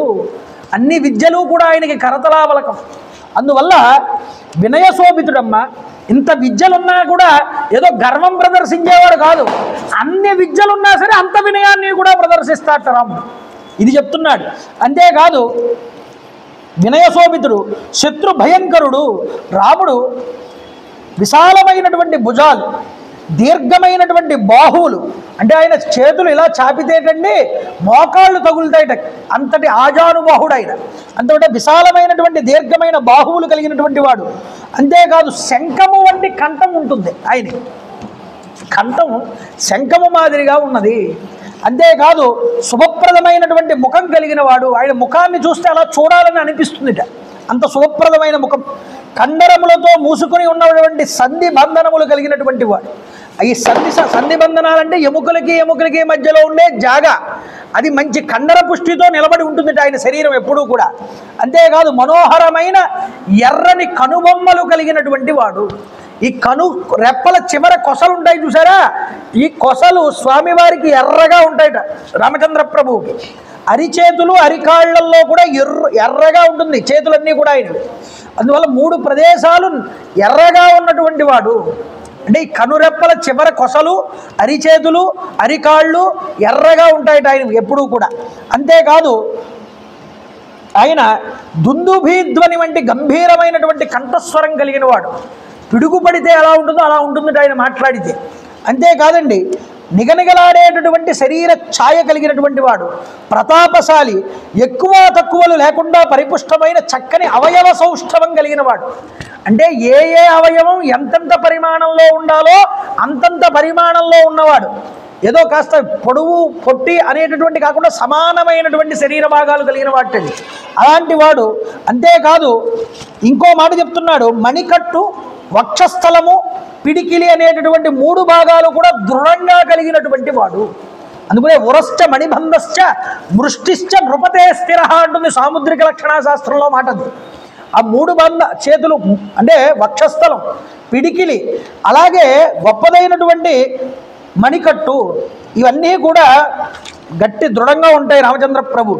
అంతేకాదు ఇక్కడ చెప్తున్నారు కనుబొమ్మలు, బాహువులు, ముష్కములు అనేటటువంటివి శుభ సంపన్నమై ఉంటాయిట. తల వెంట్రుకలు, మోకాళ్ళు, ముష్కములు ఈ మూడు కూడా సమానమైనటువంటి పరిమాణంలో ఉంటాయి, హెచ్చు తగ్గులు ఉండవు ఇందులో. అంతేకాదు ఉన్నతమైనటువంటి నాభి కలిగిన వాడు, నాభి చాలా లోతుగా ఉంటుందట, ఇది రాజలక్షణం అన్నారు రాముడికి. అంతేకాదు పొట్ట వక్షస్థలం కలిగినటువంటి వాడు, లోతుగా కలిగినటువంటి వాడు, ఎర్రటి నేత్రములు, నఖములు, అరిచేతులు, అరికాళ్ళు ఎర్రగా కలిగిన వాడు, గోళ్ళు కూడా ఎర్రగా ఉంటాయట, అరిచేతులు అరికాళ్ళు కూడా ఎర్రగా ఉంటాయట, కనుబొమ్మల చివర ఎరుపుగా ఉంటాయట, నునుపైన పాదరేఖలు కలిగిన వాడు, కాళియందు అరికాళ్ళలో శంఖము, చక్రము, పద్మము మొదలైన చిహ్నాలతో ఉన్నటువంటి వాట రామచంద్ర ప్రభు. ఇది దేవాంశ కలిగినటువంటి లక్షణాలు. అంతేకాదు ఇక్కడ చెప్తున్నారు ఆయన కంఠస్వరం, నడక, నాభి గంభీరమైనటువంటివి అని చెప్తున్నారు. రాముడి ఉదరం మీద, కంఠం మీద 3 రేఖలు కలిగి ఉంటాయి. స్తనములు, స్తనాగ్రాలు, పాదరేఖలు నిమ్నంగా ఉన్నటువంటి వాడు, లోతుగా ఉంటాయి, పైకి ఉండవు. ఆయన కంఠము, లింగము, వీపు, పిక్కలు హ్రస్వంగా ఉంటాయి. ఇలాగా ఈయన ఒక్కొక్క శరీర భాగం రాజలక్షణాలతో ఉంది తప్ప ఏదో సాధారణ మానవుడిలాగా ఉండడు ఈయన కంఠము, లింగము, వీపు, పిక్కలు హ్రస్వంగా ఉన్నాయి. శిరస్సు మీద 3 సుడులు కలిగినటువంటి వాడు అన్నారు. కాబట్టి చెప్తున్నారు ఇక్కడ చూడండి, ముఖ్యంగా స్తనపుష్టముల మీద నిమ్నంగా ఉండడం రాజలక్షణాలని, స్తనాగ్రాలు, పాదరేఖలు లోతుగా ఉండడం అనేటటువంటివి ధనికుడి యొక్క లక్షణాలు అని సాముద్రిక శాస్త్రం చెప్తున్నది. కాబట్టి మరొక చెప్తున్నారు, అంగుష్టము మొదలు ఎన్ని రేఖలైతే ఉంటాయో, ఇక్కడ ఈ అంగుష్టం అంటే బొటనవేలు దగ్గర రేఖలు చూపించి ఎన్ని రేఖలైతే ఉంటాయో అన్ని వేదాల యందు పారంగతుడై ఉంటాడు అని చెప్తారు సాముద్రిక శాస్త్రంలో. ఈ అంగుష్టములందు ఉన్నటువంటి 4 వేదాలకు సంబంధించి 4 రేఖలు కలిగిన వాటే. అంతేకాదు అరచేతుల్లోనూ అరికాళ్లల్లోనూ 4 రేఖలు ఉన్నటువంటి వాడు. ఇవన్నీ వేదపారంగతుడి యొక్క లక్షణాలు. లలాట, పాద, పాణి, తలముల యందు 4 రేఖలు కలిగినటువంటి వాడు. అంటే ఇక్కడ ముఖ్యంగా చెప్తున్నారు, లలాటంపై కనుక 4 రేఖలుంటే వాడు దీర్ఘాయు సంపన్నుడు అని అర్థం. అయితే 3 రేఖలుంటే ఆడు 100% 75% బతుకుతాడు అని. అయితే ఇక 2 రేఖలే ఉన్నాయనుకోండి, సగం దుష్కాలమే బతుకుతాడు, పూర్ణాయుష్లో సగం ఆయుష్యే ఉంటుంది వాడి. 1 రేఖే ఉందనుకోండి, వాడు అర్ధాయుష్యుడు కన్నా తక్కువ కలిగినటువంటి ఆయుష్ కలిగిన వాడు అని సాముద్రిక లక్షణం చెప్పారు. అందువల్ల 4 రేఖలు ఉన్నాయి నుదుటి మీద రామచంద్ర ప్రభువుకి. అంతేకాదు 96 అంగుళాల పొడవైనటువంటి వాడు అన్నారు. 96 అంగుళాలంటే 8 అడుగులు కలిగినటువంటి వాడు. మనం ఉన్నటువంటి మన అడుగుల కొలత కాదు, త్రేతాయుగంలో అడుగుల కొలత వేరు. కాబట్టి 8 అడుగుల పరిమాణంలో ఉంటాడు రామచంద్ర ప్రభు. కాబట్టి అంత హైట్ అయిన. అంతేకాదు మరొకటి చెప్తున్నారు, దేవతా సమానుడు, దేవతల యొక్క సమానమైనటువంటి తేజస్సు కలిగినటువంటి వాడు అని చెప్పారు. ఎందుకంటే ముఖ్యంగా ఇక్కడ ముఖ్యంగా ఒక మాట చెప్తున్నారు, మంకెన పువ్వు, దొండపండు ఎంతటి ఎర్రగా ఉంటాయో అలాంటి వన్నె కలిగినటువంటి బలిష్టమైన మనోహరమైన అదరాలు కలిగిన వాడు, అంత ఎర్రగా ఉంటాయి ఆయన పెదాలు. అంతేకాదు బాహువులు, మోకాళ్ళు, ఉరువులు, పిక్కలు అనేటటువంటివి హెచ్చు తగ్గులు లేకుండా సమానంగా ఉన్నటువంటి వాడు. 14 జతలు సమప్రమాణంలో ఉన్నవాడు అన్నాడు. ఏమిటండి అంటే కోడ్ వర్డ్స్లో చెప్తున్నాడుగా, అవి ఏమిటో చెప్పలేదు. 14 సమప్రమాణంలో ఉన్నవాడమ్మా అన్నాడు. ఆవిడకి అర్థమైంది సీతమ్మ తల్లి, కానీ మనకు అర్థం అవ్వాలిగా. ఆ 14 ఏమిటి జతలు చూడండి, కనుబొమ్మలు, నాసికాపుటములు, నేత్రములు, చెవులు, పెదవులు, స్తనాగ్రాలు, మోచేతులు, మణికట్టు, మోకాళ్ళు, ముష్కములు, పిరుదులు, చేతులు, పాదములు, ఇలాంటి 14 జతలు సమానంగా ఉన్నటువంటి వాటి ఈ సమప్రమాణంలో ఉన్నాయి ఈ శరీర భాగాలన్నీ. అంటే మీరు ఒకటి గమనించండి, రాముణ్ణి ఎంతలా ఆకలింపు చేసుకున్నాడు స్వామి హనుమ అని మనం అర్థం చేసుకోవాలి ఇందులో. అంటే ఆయన రూపాన్ని తదేకంగా ధ్యానమునందు చూస్తూ రోజు ఆయన రూపం అలా ముద్రితమైపోయింది హృదయంలో ఆయనకి. ఏమయ్యా, దేవాలయానికి వెళ్ళి దర్శనం చేసుకుని కాసేపు కూర్చోమంటారు. ఎందుకు కూర్చోమంటారు? నువ్వు ఏ భగవంతుడిని అయితే చూసావో ఆ చూసిన భగవంతుడి రూపం నీకు కూర్చోగానే నీ కళ్ళల్లో కనిపించాలి, అది ఉపాసన అవుతుంది. అప్పుడు దేవాలయానికి వెళ్తున్నావంటే నీకు ఏ రూపాన్ని ఎందుకోసం వెళ్తున్నావయ్యా? భగవంతుడిని ఉపాసన చేయడం కోసం దేవాలయానికి వెళ్ళాలి. ఈరోజు పరమేశ్వరుడికి చక్కగా అలంకారం జరిగింది. పైన మారేడు మాలల దండ వేశారు, దాని కింద జాజి పూల దండ వేశారు, దాని కింద మల్లెపూల దండ వేశారు, పైన గులాబీ పువ్వులతో అలంకరించారు, స్వామి తెల్లగా నిగనిగలాడిపోతున్నాడు. ఇలా భావన చేసుకుంటున్నావు అనుకో కూర్చుని, అది ఉపాసన. భగవంతుడిని ఎలా దర్శనం చేస్తున్నావో అంటే నీ దృష్టి ఎంతవరకు భగవంతుడి మీద పెట్టావో ఇది ముఖ్యము దేవాలయానికి వెళ్ళినప్పుడు. కాబట్టి ఇవన్నీ చెప్పాడు. చెప్పి 4 దంష్ట్రలు కలిగినటువంటి వాడు అన్నాడు. నునుపైనటువంటి దంష్ట్రలు రెండివి, కాంతి కలిగినటువంటివి, నునుపైనవి, పెద్దవి, మొనతేలి ఉన్నటువంటి దంతాలు కలిగిన వాటండి రామచంద్ర ప్రభు. వాటి గురించి చెప్పారు. అంతేకాదు 4 మృగముల యొక్క గమనం కలిగినటువంటి వాడు, సింహము, పులి, ఏనుగు, వృషభము ఎలాంటి గమనం కలిగినవో అలాంటి గమనం పరిస్థితిని బట్టి చూపిస్తాట ఆయన. అంతేకాదు పెదవులు, చుబుకము, నాసిక అనేటటువంటివి అందమైనటువంటి స్వరూపాలతో కలిగినటువంటి వాడు, ఇవి రాజలక్షణాలు అని చెప్పారు. అంతేకాదు నేత్రములు, పలువరుస, చర్మము, పాదము, కేశములు అనేటటువంటివి నిగనిగలాడుతూ ఉంటాయిట రామచంద్ర ప్రభు. అంతేకాదండి శరీరము, చేతివేళ్ళు, కాలివేళ్ళు, కరములు, నాసిక, నయనములు, కర్ణములు, వ్రజనము, ఇవన్నీ అష్టవంశములకు తగినటువంటి ప్రమాణంలో కలిగిన వాడు అని ఈ యొక్క శరీర సౌఖ్యాన్నంతటినీ కూడా చూపించి అంటున్నాడు, అమ్మా అలాంటి రామచంద్ర ప్రభు తేజస్సు, యశస్సు, సంపదలు అన్నీ కూడా సర్వలోక ప్రసిద్ధములు. వీటి గురించి నేను వేరుగా నీకు చెప్పక్కర్లేదు. అమ్మా నీకు తెలుసు రామచంద్ర ప్రభు వారు నీలమేఘశ్యాముడై కనిపిస్తాడు, కానీ లక్ష్మణస్వామికి కూడా ఇవే లక్షణాలు ఉన్నాయి, కానీ ఆయన బంగారపు వన్నె కలిగినటువంటి వాడు. వీళ్ళిద్దరికీ తేడా అదే. కాబట్టి రాముడు సోదరుడైన లక్ష్మణుడు వీళ్ళిద్దరూ కూడా కౌసల్య సుమిత్రుల యొక్క ముద్దుల కొడుకులు. వీళ్ళిద్దరూ కూడా అనురాగం చేత, రూప గుణముల చేత పూర్తిగా లక్ష్మణుడు రాముడి అంతటి వాడే, ఇందులోనూ కూడా తీసిపోడు. కాబట్టి అమ్మ ఈ సోదరులిద్దరూ కూడా నిన్నే వెతుకుతూ ఈ భూమండలం అంతా కూడా తిరుగుతూ ఉండగా ఒకనొక సమీపంలో ఋషముఖ పర్వత ప్రాంతం దగ్గర సుగ్రీవుడు కనిపిస్తే సుగ్రీవుడితో మైత్రీ బంధాన్ని ఏర్పాటు చేసుకున్నాడు రాముడు. అతడి అన్న వల్ల వచ్చినటువంటి ఇబ్బందిని తొలగించి వాలిని సంహారం చేసి మాట ఇచ్చాడు కాబట్టి ఆ మాటకి నిలబడ్డాడు రామచంద్ర ప్రభు. సంహారం చేసి రాజ్యాన్ని అప్పగించాడు సుగ్రీవుడికి. మరి సుగ్రీవుడు ఉపకారాన్ని పొంది ఉన్నాడు కాబట్టి ప్రత్యుపకారంగా కొన్ని కోట్ల వానరాల్ని నిన్ను ఈ కోసం వెతకడం కోసం 4 దిక్కులకి పంపించాడమ్మా. 4 దిక్కులకి పంపించినప్పుడు దక్షిణంగా మేమందరం వచ్చాం, అంగదుడు, జాంబవంతుడు మొదలైన వాళ్ళతో కలిసి నేను వచ్చాను. నేను నీ కోసమని ఈ లవణ సముద్రాన్ని దాటి వచ్చాను తల్లి. కాబట్టి అమ్మ నన్ను విశ్వసించు, నా పేరు హనుమ. జరిగిన వృత్తాంతం అంతా చెప్పాడు. ఎందుకని సీతాదేవి అపహరించబడిన తర్వాత రాముడు ఏమేమి చేశాడన్న విషయాలన్నీ ఆవిడికి తెలియవు. ఆ విషయాలన్నీ వానరుల సమాగమం ఎలా ఏర్పడిందో చెప్పమందిగా ఈ విషయాలన్నీ చెప్పాడు. చెప్తే నా పేరు హనుమంతుడు, అమ్మ నేను రామచంద్ర ప్రభు వారి యొక్క దూతగా ఇక్కడికి వచ్చాను తల్లి, నన్ను విశ్వసించు. సుగ్రీవుడు కిష్కింధారాజ్యానికి ప్రభువై మహావీరులైనటువంటి వానర యోధులందరినీ రప్పించి నిన్ను అన్వేషించడానికే అన్ని దిక్కులకి కూడా పంపించాడు. వానరులు సుగ్రీవుడు ఆదేశించిన మీదట త్వరపడుచు అన్ని చోట్లకి నీ కోసం వెతకడానికి వెళ్ళారమ్మా. దక్షిణ దిక్కుకు నేను వచ్చాను, నీ యొక్క దర్శనం నేను చేశాను. నీ జాడ తెలియకపోవడం వల్ల వానర వీరులందరూ శోకాకులులై ఉన్నారు, మిక్కిలి పరితపిస్తున్నారు. నిన్ను దర్శించినటువంటి ఈ వార్తని తెలిపి నేను వాళ్ళ దుఃఖాన్నంతటినీ కూడా తొలగిస్తానమ్మా. నాకంతటి అనుగ్రహం నీ దర్శనం వల్ల నాకు కలిగింది. కాబట్టి నేను అదృష్టవంతుడిని నిజానికి చెప్పాలి అంటే. కాబట్టి అమ్మ ఓ దేవి, భాగ్యవశం చేత ఈ సాగర లంఘనం అనేటటువంటి కార్యక్రమం వ్యర్థం కాలేదు, దీనివల్ల నీ దర్శనం నాకు అవడం వల్ల అని చెప్పాడు. అమ్మ మాల్యవాన్ నామ వైదేహి గిరీణాం ఉత్తమో గిరిహి. మాల్యవంతము అనేటటువంటి ఒక పర్వతం ఉన్నది. ఆ పర్వతం మీద తతో గచ్చతి గోకర్ణం పర్వతం కేసరి హరిహి. నా తండ్రి అయినటువంటి కేసరి అనేటటువంటి వానరుడు ఈ మాల్యవంతం అనే పర్వతం మీద నివసిస్తూ ఉండేవాడు.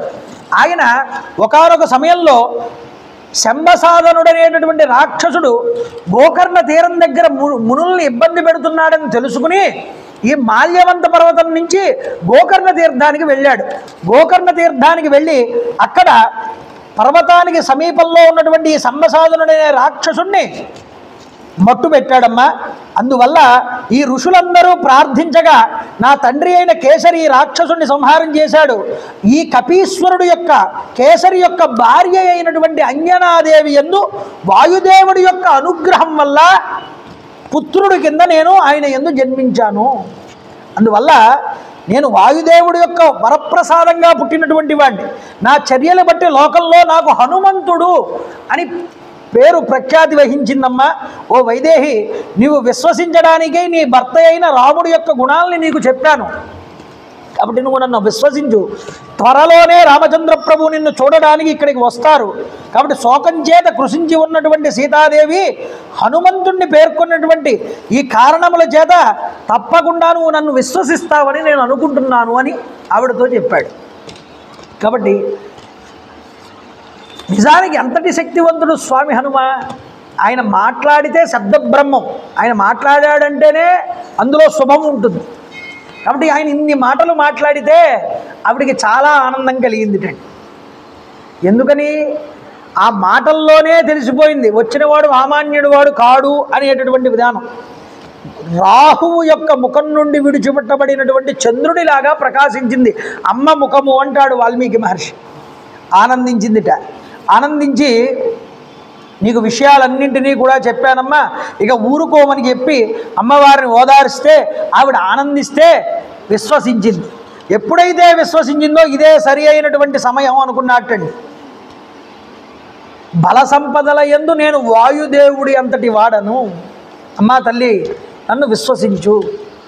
అంటే నేను సామాన్యమైన వాడు ఇలా రాగలడా సముద్రాన్ని దాటి అని అనుకోక్కర్లేదు. ఎందుకంటే వాయుదేవుడికి ఎంతటి శక్తి ఉన్నదో నాకంతటి శక్తి ఉన్నది. అంజనాదేవి తల్లి అతడు తండ్రి వాయుదేవుడు ఎంతవాడో నిజమునకు నేను అంతవాడా. విశ్వనాథ వారు అంటారు కల్పవృక్షంలో ఈ మాట. వాయుదేవుడికి ఎంత శక్తి ఉందో నాకంత శక్తి ఉందమ్మా. హనుమంతుడు ఈ మాట చెప్పగానే అతడి మీద పూర్తి విశ్వాసాన్ని అమ్మవారు పొందారట. అమ్మవారు నన్ను విశ్వసించింది అనుకున్నాడు మనసులో స్వామి హనుమ. ఇదే సరి అయిన సమయం అనుకున్నాడు. ఇక ఆలస్యం చెయ్యకూడదు అనుకున్నాడు. వానరోహం మహాభాగే దూతో రామస్య ధీమతః రామనామాంకితం చేదం పశ్యా దేవి అంగుళీయకం ప్రత్యయార్థం తవానీతం తేన దత్తం మహాత్మనా. ఆనంద జిగుతుడయ్యాటండి. వెంటనే రామనామాంకితమైనటువంటి ఉంగరాన్ని తనలో దాచిపెట్టుకున్నాడుగా, నెత్తి మీద తీశాడు పైకి. అమ్మా తవానీతం, నీకు సందేశాన్ని తీసుకొచ్చానమ్మా రామచంద్ర ప్రభు దగ్గర నుండి. ప్రత్యయార్థం తవానీతం తేన దత్తం మహాత్మనా. వెంటనే ఈ చేతితో ఆ అంగుళీకాన్ని రామచంద్ర ప్రభు యొక్క నామాంకితమైనటువంటి అంగుళీకాన్ని అమ్మవారికి అలా చూపించాడు. ఇస్తే అమ్మవారు దాన్ని చూసింది, చేత్తో పట్టుకుంది, తీసుకుంది. తీసుకోగానే గృహీత్వా ప్రేక్షమాణాయ సా భర్తు కరవిభూషణం. రామచంద్ర ప్రభు చేతికి అన్నడు ధరించి ఉండేటటువంటి రాజముద్రికటండి అది. రాజముద్రికని విడిచిపెట్టలేదు రామచంద్ర ప్రభు. మీరు పట్టుకోవాలి గట్టిగా. రాజముద్రిక వచ్చింది అంటే రాజు వచ్చినట్టే లెక్క. అంటే నా రాజముద్రిక పంపించాను అంటే నా అంతటి వాడికి ఇచ్చి పంపించానంటే నేను వస్తున్నాను త్వరలో అని చెప్పడం సందేశం ఇది. అందువల్ల హనుమంతటి వాడికి ఇచ్చి పంపించారు అంటే హనుమ సామాన్యమైన వాడు కాడు. ఆవిడికి అర్థమైంది. రాజముద్రికని ఎవరికి ఇవ్వరు రాజులు, అలాంటిది హనుమకి ఇచ్చారు. ఈ హనుమ ఇచ్చినటువంటి ఆ ఉంగరాన్ని తీసి ఇలా ముట్టుకోగానే రామచంద్ర ప్రభు కర స్పర్శ తగిలినట్టు అనిపించింది ఆ ఉంగరాన్ని ముట్టుకోగానే సీతమ్మ తల్లికి. అది కలిగి భర్తు కరవిభూషణం. దాన్ని తీసుకుంది భర్తారమివ సంప్రాప్త. తన భర్తేదుల దగ్గరికి వచ్చాడా అన్నంత ఆనందపడింది సీతమ్మ తల్లి. ఎంత గొప్ప విశేషమో చూడండి. ఇది మొట్టమొదట రాముడి యొక్క చేతులు తగిలినట్లు అనిపించిందిట ఉంగరాన్ని ముట్టుకోగానే. తర్వాత అతని బాహువులు కనిపించాయిట. తర్వాత రాముడే తన ఎదురుగుండా వచ్చాడు అని ఆవిడకి అనిపిస్తున్నది. చూసారా ఎంత గొప్పదైనటువంటి అనుగ్రహం భావం కలిగిందో ఆవిడికి. కాబట్టి ఇలాగ భర్తారమివ సంప్రాప్త జానకి ముదితా భవతు, ఆవిడికి గొప్పదైనటువంటి ఆనందం కలిగిందన్నారు. రమారమణ గోవింద గోవింద ఆనందించింది అమ్మవారు. ఎప్పుడైతే ఆనందించిందో, నాయన నువ్వు సాధారణమైన వానరుడివని నేను అనుకోవట్లేదు రా తండ్రి. నహిత్వాం ప్రాకృతం మన్యే రామస్య విదితాత్మనః. రాముడు నిన్ను పంపించాడు అంటే అప్పుడే అర్థమవుతోంది, సాధారణమైన వాడిని పంపించడం నా దగ్గరికి నా ప్రభు. నిన్ను పంపించాడంటే శతయోజన విస్తీర్ణ సాగరో మకరాలయ. అనిలుడు గరుడు నీవును వననిధి దాటంక జాలు వారలు వేగంబున కడవిని నీవు దక్కగా అనిమిషపురి ఇతరులకు వశమే చేరన్. భాస్కర రామాయణంలో చెప్తారు ఈ మాట. ఈ శతయోజన లవణ సముద్రాన్ని దాటగలిగినటువంటి మొనగాళ్ళు ముగ్గురే. ఎవరు వాళ్ళు? ఒకటి అనిలుడు అంటే వాయుదేవుడు, గరుడు గరుత్మంతుడు, నీవు ఓ హనుమ, నువ్వు తప్ప మరెవ్వరూ కూడా ఈ పనికి పూనుకోలేరయ్యా, అలాంటి గొప్పవాడివి నువ్వన్నారు. కాబట్టి ఇలా పొగిడిందండి స్వామి హనుమని. సత్యపరాక్రమవంతుడు, ధర్మాత్ముడు అయినటువంటి రాముడు, సుమిత్రానంద వర్ధనుడు, మహాతేజస్శాలి అయినటువంటి లక్ష్మణుడు క్షేమంగా ఉన్నారా కనుక్కుంటోంది అన్నీ కూడా. వీళ్ళందరూ క్షేమంగా ఉన్నారు అని తెలుసుకోవడమే నా అదృష్టం నిజానికి చెప్పాలి అంటే. కశ్చిన్న వ్యధితో రామ కశ్చిన్న పరిపత్తప్యతే ఉత్తరాణి చ కార్యాన్ని కురుతే పురుషోత్తమ. శ్రీరాముడు వ్యధకి గురి కావడం లేదు కదా, బాధపడట్లేదు కదా, పరితపించట్లేదు కదా. పురుషోత్తముడైనటువంటి రాముడు నన్ను పొందడానికి చెయ్యవలసిన కార్యాలన్నీ చేస్తున్నాడు కదా, అన్నీ అడిగి తెలుసుకుంటోంది. కశ్చిన్న దీన సంభ్రాంత కార్యేషు చ నముహ్యతి. నేను పక్కన లేదని నిస్పృహకు లోనవ్వట్లేదు కదా, భ్రాంతికి లోనవ్వట్లేదు కదా, పనులలో పొరపాటులు చెయ్యట్లేదు కదా.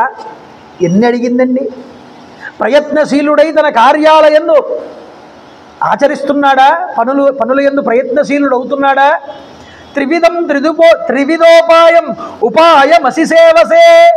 రాముడు మిత్రుల యొక్క సహాయంలో సౌహార్దంతో సామ దాన భేద ఉపాయాలన్నీ కూడా పొందుతున్నాడా.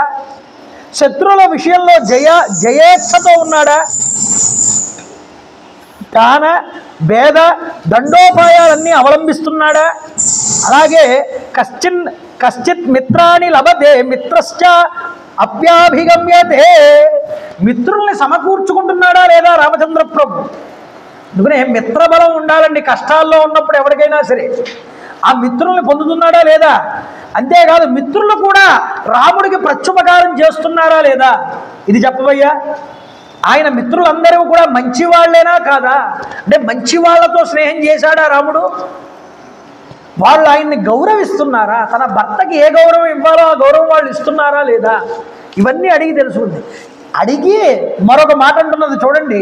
కశ్చిదాస్తి దేవానాం ప్రసాదం సార్ధి పార్థివాత్మజ కశ్చిత్ పురుషకారంచ దైవంచ ప్రతిపద్యతే. ఎంత పురుష ప్రయత్నం చేసినా మానవుడు పురుష ప్రయత్నంతో పాటు దైవం యొక్క అనుగ్రహం కూడా ఉండాలి. కేవలం నా యొక్క బలమే చాలు, నాకు దైవానుగ్రహం అక్కర్లేదు అనుకుంటే వాడు బోల్తా పడతాడు జీవితంలో ఎక్కడైనా సరే.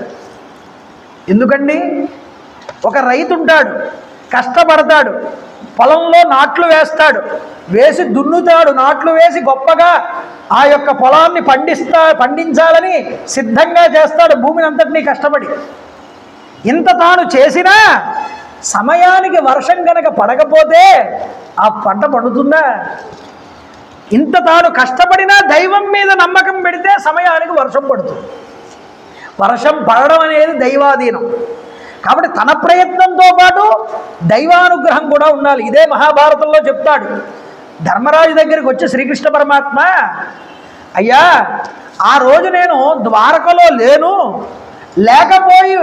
లేకపోవడం వల్ల నేను సభలోకి రాలేకపోయాను, నువ్వు జూదం ఆడుతూ ఉంటే నేను ద్వారకలో ఉంటే అసలు ఈ సభని ఇలా జరగనిచ్చేవాడిని కాదు అంటాడు కృష్ణ పరమాత్మ. అయితే చూడండి, గొప్ప విషయం ఏమిటి అంటే ఆయన ద్వారకలో లేకపోయినా ఎక్కడో ఉన్నా ద్రౌపదికి వస్త్రాలు ఇచ్చాడు. మరి ధర్మరాజుని కాపాడొచ్చుగా అలా ఉన్నవాడు. అంటే ఆయన అంటాడు, ధర్మరాజు నేను ధర్మాత్ముణ్ణి, నేను ధర్మంగా బ్రతుకుతున్నాను, నేను ఎవరికీ ఇబ్బంది పెట్టలేదు, నా ధర్మమే నన్ను కాపాడుతుందనేటటువంటి దృష్టిలో ఉన్నాడు. కానీ భగవంతుడి యొక్క సహాయం కూడా ఉండాలి నాకు అని కోరుకోలేదు ఆయన. అందువల్ల కృష్ణుడు అన్నాడు, ద్వారకలో నేను లేనయ్యా ఆ సమయంలో అన్నాడు. ద్వారక అంటే ఏమిటి అర్థం? ఆయన ఉన్న ద్వారక కాదు, నవద్వారపురి. నీ యొక్క శరీరంలో, నీ దృష్టిలో, నీ భావంలో నేను లేను ఆ సమయంలో. ద్రౌపదికి ఉన్నాను, అందువల్ల వచ్చి కాపాడాను. నీ ధర్మమే నిన్ను కాపాడుతుంది అనుకుని కూర్చున్నావుగా, నన్ను తలుచుకోలేదుగా, మరి నా సహాయం ఎలా వస్తుంది నీకు? నీలో ధర్మం ఉన్నా పూర్వజన్మలో చేసిన పాపాలు ఏవైనా ఉంటే అవి అనుభవించాల్సిన కష్టాలు, అనుభవించాల్సిన సమయం వచ్చినప్పుడు అనుభవించక తప్పదు. కానీ దైవానుగ్రహం ఉంటే ఏమవుతుందో తెలుసా? అంత కష్టాలు పడాల్సిన అవసరం ఉండదు, తగ్గుతుంది అది. అందువల్ల దైవాన్ని మర్చిపోకూడదు. నీ దగ్గర ధర్మం ఉంటే సరిపోదయ్యా, రెండోది దైవానుగ్రహం కూడా ఉండాలి. అందువల్ల దైవం యొక్క అనుగ్రహాన్ని కూడా కోరుతూ ఉండాలి మనుషులు ఎప్పుడు కూడా. అలాని ధర్మాన్ని విడిచిపెడితే దైవం అనుగ్రహించదు.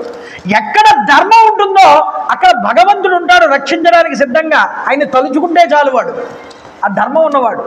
యతో ధర్మ తత కృష్ణ, యతో కృష్ణ తత జయ. మహాభారత సూత్రం అండి. ధర్మం ఎక్కడ ఉంటే అక్కడ భగవానుడు ఉంటాడు, ఎక్కడ భగవానుడు ఉంటే అక్కడ జయం ఉండి తీరుతుంది. అందువల్ల ఇది జయగ్రంథం అయింది అది. కాబట్టి ఇక్కడ భగవంతుడి యొక్క అనుగ్రహాన్ని పొందుతున్నాడా రాముడు లేదా చెప్పవయ్యా అంటే, ఒక భార్య భర్త యొక్క క్షేమాన్ని ఎలా కాంక్షించాలో సీతమ్మ తల్లి చూపిస్తున్నది. తన మిత్రులు ఎలాంటి వాళ్ళై ఉండాలి, వాళ్ళ మిత్రులు తన భర్తని గౌరవించేలా ఉన్నారా లేదా, ఇవన్నీ తాను పక్కన లేదు కాబట్టి అడిగి తెలుసుకుంటోంది స్వామి హనుమని. దైవాన్ని మర్చిపోలేదు కదా. ఏమి నాకు ఇన్ని కష్టాలు వచ్చి పడ్డాయి, దైవం నన్ను ఏమీ రక్షించట్లేదు, నేను దైవాన్ని పూజించనంటాడు ఒక్కొక్కడు. అలా అనకూడదురా నాయన. దైవం ఉంది కాబట్టి ఇంకా నేను బ్రతికి ఉన్నాను, రాముడు బ్రతికున్నాడు. కాబట్టి ఆ దైవ అనుగ్రహాన్ని విడిచిపెట్టకుండా పొందుతున్నాడా లేదా రాముడు, ఇది తెలుసుకుంది. అంతేకాదు పురుష ప్రయత్నం చేస్తున్నాడా లేదా, దైవం మీదే భారం పాడేయకుండా తాను ప్రయత్నం చేయాల్సింది చేస్తున్నాడా లేదా. ఈ మన ప్రయత్నం చేస్తూ దైవానుగ్రహాన్ని పొందాలి. అంతేగాని దైవం మీద వేసేసాడని ఆయన చూస్తాడండి. ఆ స్థితి నిజంగా వచ్చిన రోజు నీకు అనుగ్రహం ఉంటుంది, కానీ నీ ప్రయత్నం లేకపోతే ఎలాగా? గజేంద్రుడు కూడా ఆ యొక్క మొసలి లాగుతూ ఉంటే తాను కాలు వెనక్కి లాగడానికి ప్రయత్నం చేశాడు. ఇక తన వల్ల అవ్వదు అన్న స్థితికి వచ్చినప్పుడు భగవంతుడి మీద భారం వేశాడు. నీ ప్రయత్నం లేకపోతే ఎలాగయ్యా? అందువల్ల తన ప్రయత్నం తాను చేస్తున్నాడా, దైవం యొక్క ఆనుకూల్యాన్ని సంపాదించుకుంటున్నాడా? వానరా ఓ హనుమ, నా ఎడబాటు వల్ల ఆయనకి నా మీద ఉన్నటువంటి ప్రేమ తగ్గిపోలేదు కదా. ఇన్ని అడిగిన తర్వాత అప్పుడు తన మీద ప్రేమ గురించి మాట్లాడిందండి. కాబట్టి ముందు తన రాముడు ధర్మం స్థిరీకృతుడై ఉన్నాడు అంటే ఖచ్చితంగా రేపన్నరో ఈ రోజు కాకుండా రేపైనా మేము కలుస్తాం.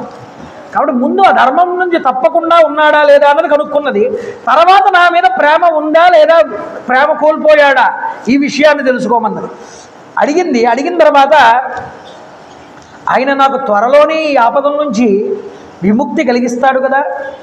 అప్పుడప్పుడు కౌసల్య సుమిత్రాదుల యొక్క క్షేమ సమాచారాలు ఆయన తెలుసుకుంటున్నాడా లేదా అంటే, చూడండి, తన అత్తగారు క్షేమ సమాచారాన్ని, తన మరిది యొక్క క్షేమ సమాచారాన్ని తెలుసుకుంటున్నాడా అంటే, ఒక ఇంటికి ఇల్లాలుగా తాను అడుగుపెట్టిన తర్వాత ఒక భర్త సౌఖ్యాన్నే చూసుకోవడం కాదు, ఆ ఇంటికి వచ్చినటువంటి ఇల్లాలు ఆ కుటుంబం అంతా నా కుటుంబం అనేటటువంటి భావనలో ఉండాలి. వాళ్ళ క్షేమ సమాచారాలు ఎప్పుడూ కూడా తాను చూసుకుంటూ ఉండాలి. ఇంటికి పెద్ద కోడలు, అందులోనూ ఆవిడ ఎలా మాట్లాడాలో అలా మాట్లాడుతుంది. కోడలిగా తన కర్తవ్యాన్ని తాను ఎప్పుడూ కూడా విస్మరించదండి. కాబట్టి తన భర్త సమాచారమే కాదు క్షేమ సమాచారం, తన మరిది సమాచారం, తన అత్తగారి యొక్క క్షేమ సమాచారం కూడా అడిగి తెలుసుకున్నది. అంటే కోడలు కోడలు అత్తగారితోనూ కుటుంబంతోనూ భర్త యొక్క కుటుంబంతోనూ ఎలా ఉండాలో తాను అలా ఉన్నది, కౌసల్య కోడలితో ఎలా ఉండాలో తాను అలా ఉన్నది. మిగిలిన వాళ్ళు కూడా తన వదిన గారికి ఎంత గౌరవం ఇవ్వాలో అంత గౌరవము కూడా భరతుడు, లక్ష్మణుడు, శత్రుఘ్నుడు ఇచ్చారు. అలా ఇచ్చారు కాబట్టి ఈవిడ దగ్గర నుండి ఆ గౌరవం వాళ్ళు పొందగలిగారు. కాబట్టి ఎక్కడి నుంచో పరాయి కుటుంబం నుంచి వచ్చినటువంటి స్త్రీని ఏదో నువ్వు చులకనగా చూడకూడదు. ఆ వచ్చినటువంటి స్త్రీ నీకు తర్వాత అమ్మ వంటిది. మరిదికైతే భార్య అయితే తర్వాత తనని పోషించేటటువంటి తల్లి లాంటిది ఆవిడే. ఎందుకంటే తల్లిదండ్రుల పోషణ తర్వాత భర్తకి అంత పోషణని ఇచ్చేది భార్యే. కాబట్టి భార్యగా ఇవ్వవలసిన స్థానాన్ని ఇవ్వకపోతే రేపొన్నటి రోజు నీ కుటుంబం అనేటటువంటిది ఇబ్బందుల పాలు కాక తప్పదు.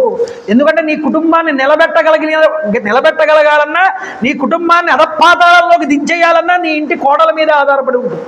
కాబట్టి కోడల్ని ఎంత జాగ్రత్తగా నువ్వు చూడాలో, కోడలకి ఇవ్వాల్సిన గౌరవం ఎంత ఇవ్వాలో తన నుంచి నువ్వు తీసుకోవాల్సిన గౌరవం అంతగానే నువ్వు ఇవ్వడం వల్ల నువ్వు తీసుకోగలుగుతావు ఆ రోజు.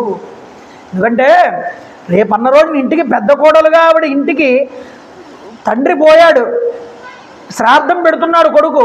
ముందు దీపం పెద్ద కోడలు కనుక వెలిగించకపోతే ఆ శ్రాద్ధానికి ప్రాముఖ్యత ఉండదు. వాడి ఇంటికి పెద్ద కోడలుగా నువ్వు ఏమి సాధించావు నీకు ఇంటికి వెళ్ళిన తర్వాత అక్కడికి. అలాగే ఒక కోడలుగా నీ ఇంటికి వచ్చినటువంటి ఆ స్త్రీని నువ్వు ఎంతవరకు గౌరవం ఇచ్చావు, ఇది లేకపోతే ఆ కుటుంబం గొప్ప స్థానాన్ని అలంకరించదు అన్నటికీ కూడా. ఇది సీతమ్మ తల్లి ద్వారా మనకి చూపిస్తున్నారు. కోడలుగా తాను ఎలా ప్రవర్తించాలో ఇక్కడ చక్కగా చూపించి స్వామి హనుమని అడిగింది. నా బాధల్లో నేనున్నాను, నా అత్తగారి గురించి నా మరుదుల గురించి నాకెందుకయ్యా, ముందు నా భర్త కలిస్తే చాలా అనలేదు ఆవిడ. నా మరిదిలు ఎలా ఉన్నారయ్యా, మా అత్తగారు ఎలా ఉన్నది, వీళ్ళ క్షేమ సమాచారాలు ఎప్పటికప్పుడు తెలుసుకుంటున్నాడా లేదా నా భర్త అని అడిగింది. అడిగిన తర్వాత ఆవిడ మాట అన్నదండి, పితృవాక్య పరిపాలన చేసినప్పుడు కానీ, అరణ్యాలకు వచ్చినప్పుడు కానీ, నేను ఎంతో కష్టాలు పడుతున్నప్పుడు కానీ, అరణ్యంలో మేము నడుస్తున్నప్పుడు కానీ, నేను ఇబ్బందిగా నడుస్తున్నానని కానీ నన్ను చూసినప్పుడు రాముడు ఎప్పుడు నా ముందు ఎప్పుడూ కళ్ళంపటి నీళ్లు పెట్టుకోలేదు. కానీ ఈరోజు నేను పక్కన లేనని తాను కళ్ళంబట నీళ్లు పెట్టుకోవట్లేదు కదా అని అడిగిందండి. అడిగి బాధపడుతుంటే హనుమన్నారు, త్వాం ఇహస్థానం జానీతే రామ కమలలోచనే. నువ్వు ఈ లంకలో ఉన్న సంగతి రామచంద్ర ప్రభువుకి ఇంకా తెలియలేదమ్మా. తెలుసుంటే ఇంతకాలం ఆగుతాడా రాముడు? నిజానికి ఈ పాటికి ఎప్పుడో వచ్చేవాడు. నిజానికి నువ్వు ఇక్కడ ఉన్నావన్న విషయం రాముడికి తెలియదు. నా వచనాలు తీసుకువెళ్ళి నేను చెప్పగానే తప్పకుండా రామచంద్ర ప్రభు వానర బల్లూక గణాలతో మహాసైన్యంతో ఇక్కడికి రావడాన్ని నువ్వు త్వరలోనే చూస్తావు తల్లి. ఏమని చెప్పనమ్మా రామచంద్ర ప్రభు గురించి? ఆ పర్వత శిఖరం మీద ప్రశ్రవణగిరి పర్వత శిఖర గుహల్లో పడుకుని నిద్రిస్తూ ఉంటాడు. నిరంతరము సీత సీత సీత అని నీ గురించే తప్ప మరొకళ్ళ మీద ధ్యాస లేదా ఆయనకి అన్నాడు. ఈ మాట చాలని బ్రతికించడానికి సీతమ్మ తల్లిని.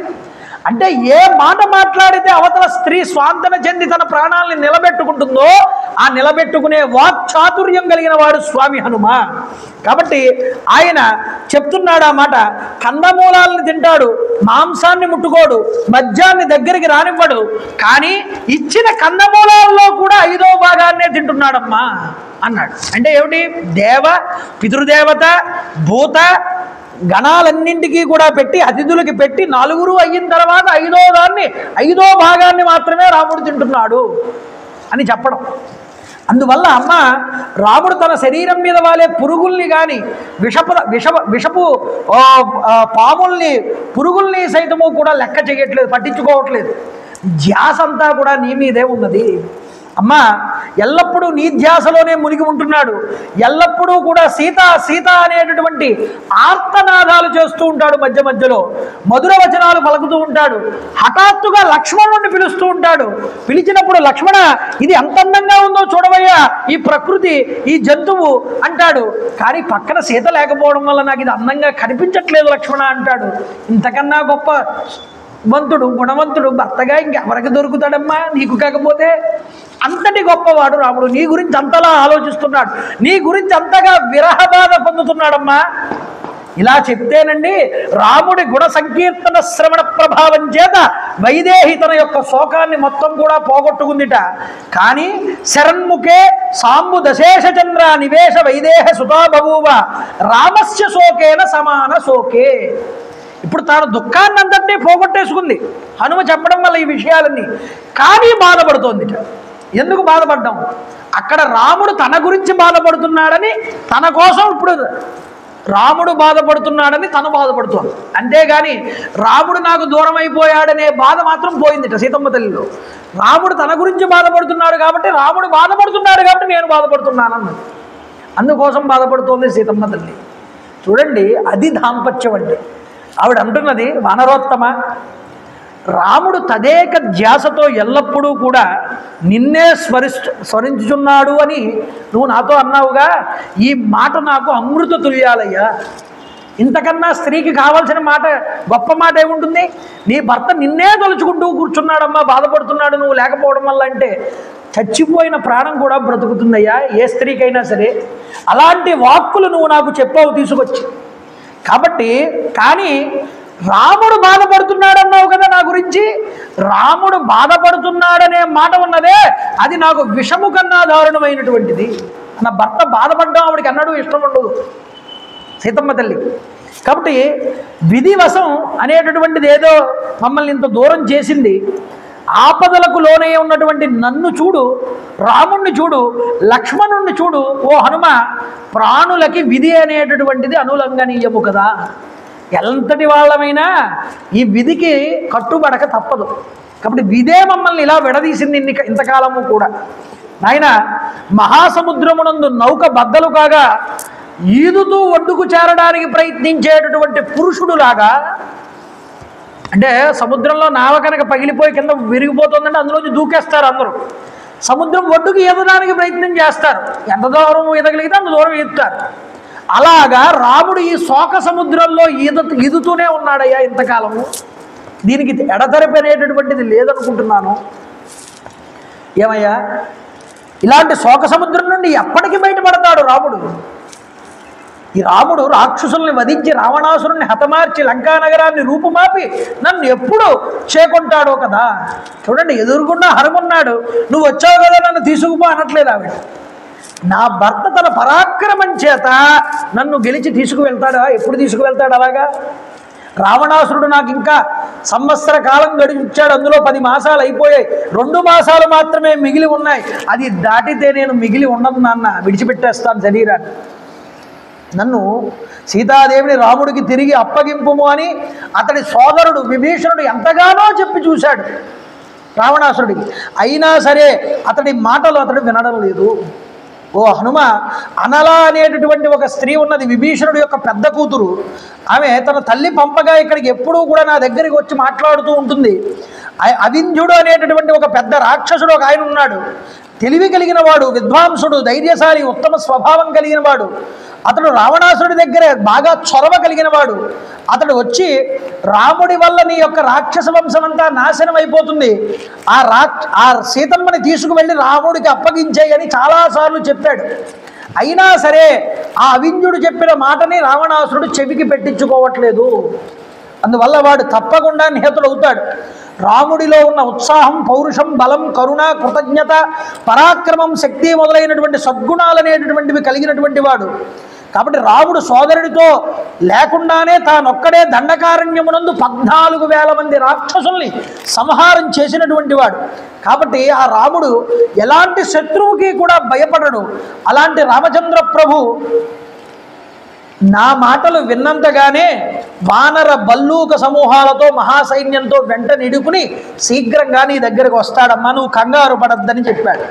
చెప్తే నువ్వు అచిరకాలంలోనే ఈ లంకానగరాన్ని అంతటినీ రామచంద్ర ప్రభు పెకలించి వేసి వీళ్ళందరినీ సంహారం చేసి నిన్ను తీసుకువెళ్ళడం నువ్వు చూస్తావు. లేదంటే మరొక్క మాట చెప్తాను వినమన్నాడు. ఏమిటి అంటే, అమ్మా అథవా మోచయిష్యామి త్వమద్యైవ వరాననే అస్మాత్ దుఃఖాదు పారోహ మమ పృష్టామనిందితే శక్తిరస్తి మే ఓడుం లంకామపి సరావణం త్వాం హి పృష్ఠాగతం కృత్వా సంచరిష్యామి సాగరం ప్రాపయిష్యామి శక్రాయ హవ్యం హుతమివానల. నువ్వు అంటే ఇప్పుడే నా వీపు మీద నిన్ను ఎక్కించుకుని రాముడి దగ్గరికి చేర్చేస్తాను నిన్ను తీసుకువెళ్ళి. నేను వాయువేగంతో వెళ్తున్నప్పుడు నా వేగాన్ని పట్టగలిగిన మొనగాడు ఈ లంకాపట్టణంలో లేడు.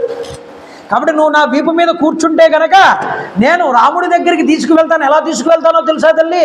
ఏదో నువ్వు నన్ను ముట్టుకున్నావనే భావం అక్కర్లేదు నీకు.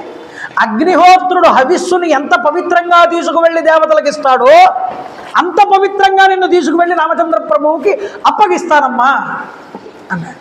ఈయనంటున్నాడు మార్జాల పరిమాణంలో ఉన్నాడు, పిల్లంతా మాట్లాడే మాటలు మాత్రం పెద్ద పెద్ద మాటలన్నీ మాట్లాడుతున్నాడు. నవ్వొచ్చింది సీతమ్మ తల్లికి మధ్యలో. ఈ వానరం ఏమిటి ఇలా మాట్లాడుతున్నది ఏమిటి? ఓ హనుమాన్ దూరమధ్వారం కదమ్మాం ఓడుమిచ్చసి, ఇంత దూరం నన్ను ఎలా మోసుకు వెళ్తావయ్యా నువ్వు? దీన్ని బట్టి నువ్వు వానర లక్షణాన్ని బయట పెట్టుకున్నావు అని అనిపిస్తున్నది నీ మాటలను చూస్తుంటే. నువ్వు చూస్తూ ఉంటే ఇంతున్నావా? నన్ను ఎత్తుకుని తీసుకువెళ్తానంటున్నావా? ఇది ఎక్కడ సాధ్యం అవుతుందన్నా. కదంబా అల్ప శరీరస్త్వం, ఇంత చిన్న శరీరంతో మమితో నేతుమిచ్చసి, నన్ను ఎలా మోసుకుని తీసుకువెళ్తావు నువ్వు?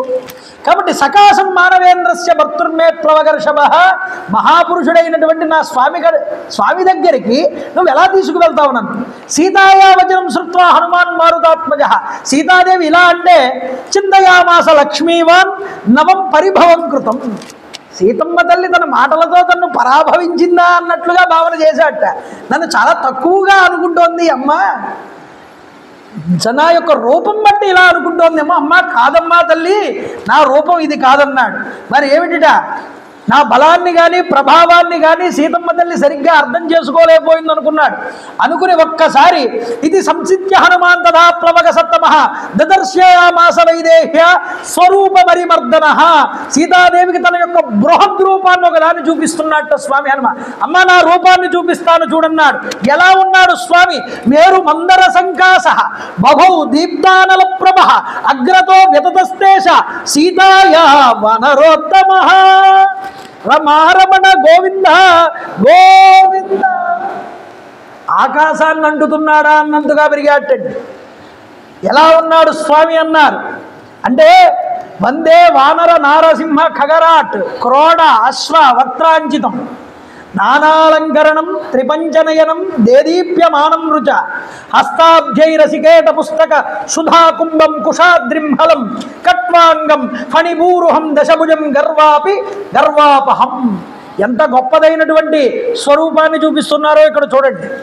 వందే వానర నారసింహ ఖగరాట్ క్రోడ అశ్వ వక్త్రాంచితం. 5 ముఖాలతో కనిపించారట స్వామి హనుమ.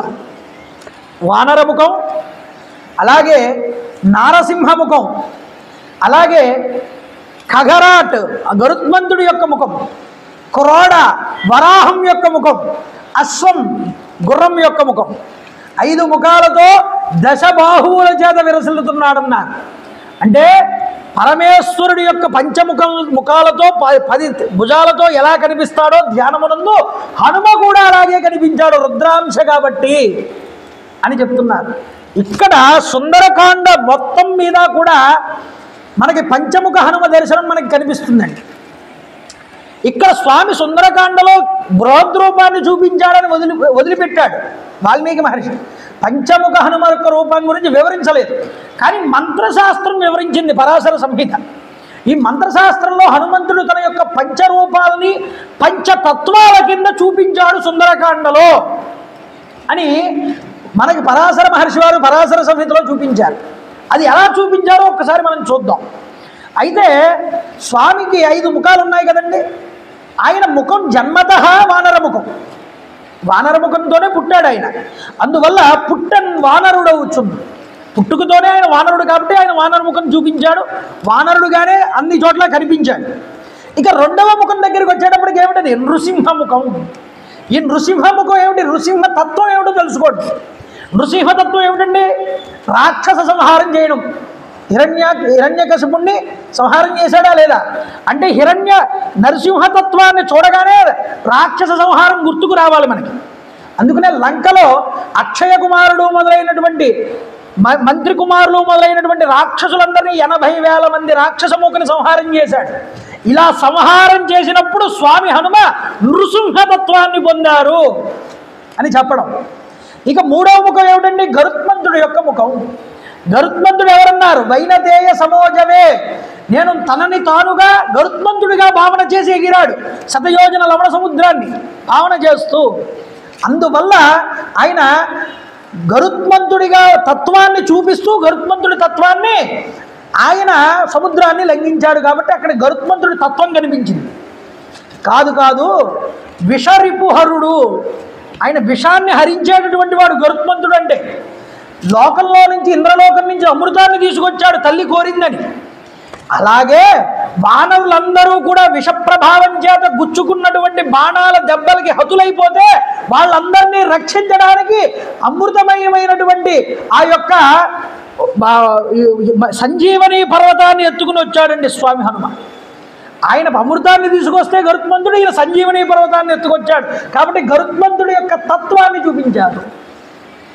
అవతారాలు అంటే మీరు గుర్తుపెట్టుకోండి, అది రూపాల గురించి వర్ణించడం కాదు, ఆ తత్వాన్ని చూపిస్తున్నాడు ఇక్కడ స్వామి హనుమ. మూడోది గరుత్మంతుడి అవతారం తత్వాన్ని చూపించాడుగా సుందరకాండలో. ఇక నాలుగవది ఏమిటో చూద్దాం. వరాహ. క్రోడ అంటే వరాహం. వరాహ రూపం ఎక్కడ చూపించాడు స్వామి హనుమ? వరాహం ఏం చేసింది అంటే భూమిని తన ముట్టతో నొక్కి పైకెత్తింది, ఉద్ధరించింది భూమిని. అర్థమవుతుందా?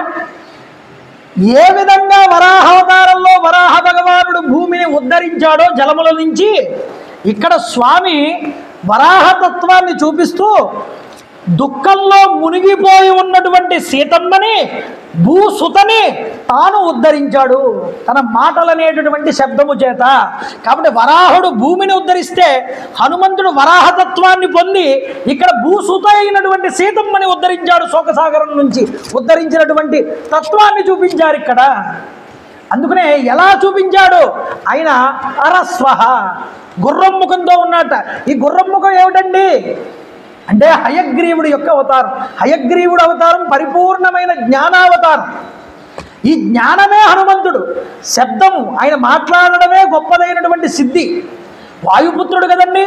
హనుమంతుడిని ఎవరు ఉపాసన చేస్తారో వారికి అనర్గళమైనటువంటి వాగ్దాటి వస్తుంది. రాముడిని ఎవరైతే ఉపాసన చేస్తారో వాళ్ళు చాలా మితభాషిగా మాట్లాడతారు, ఎక్కువ మాటలు మాట్లాడరు, అవసరాన్ని బట్టి మాట్లాడతారు. హనుమంతుడిని ఉపాసన చేస్తే వాగ్ధారాళంగా వస్తుంది.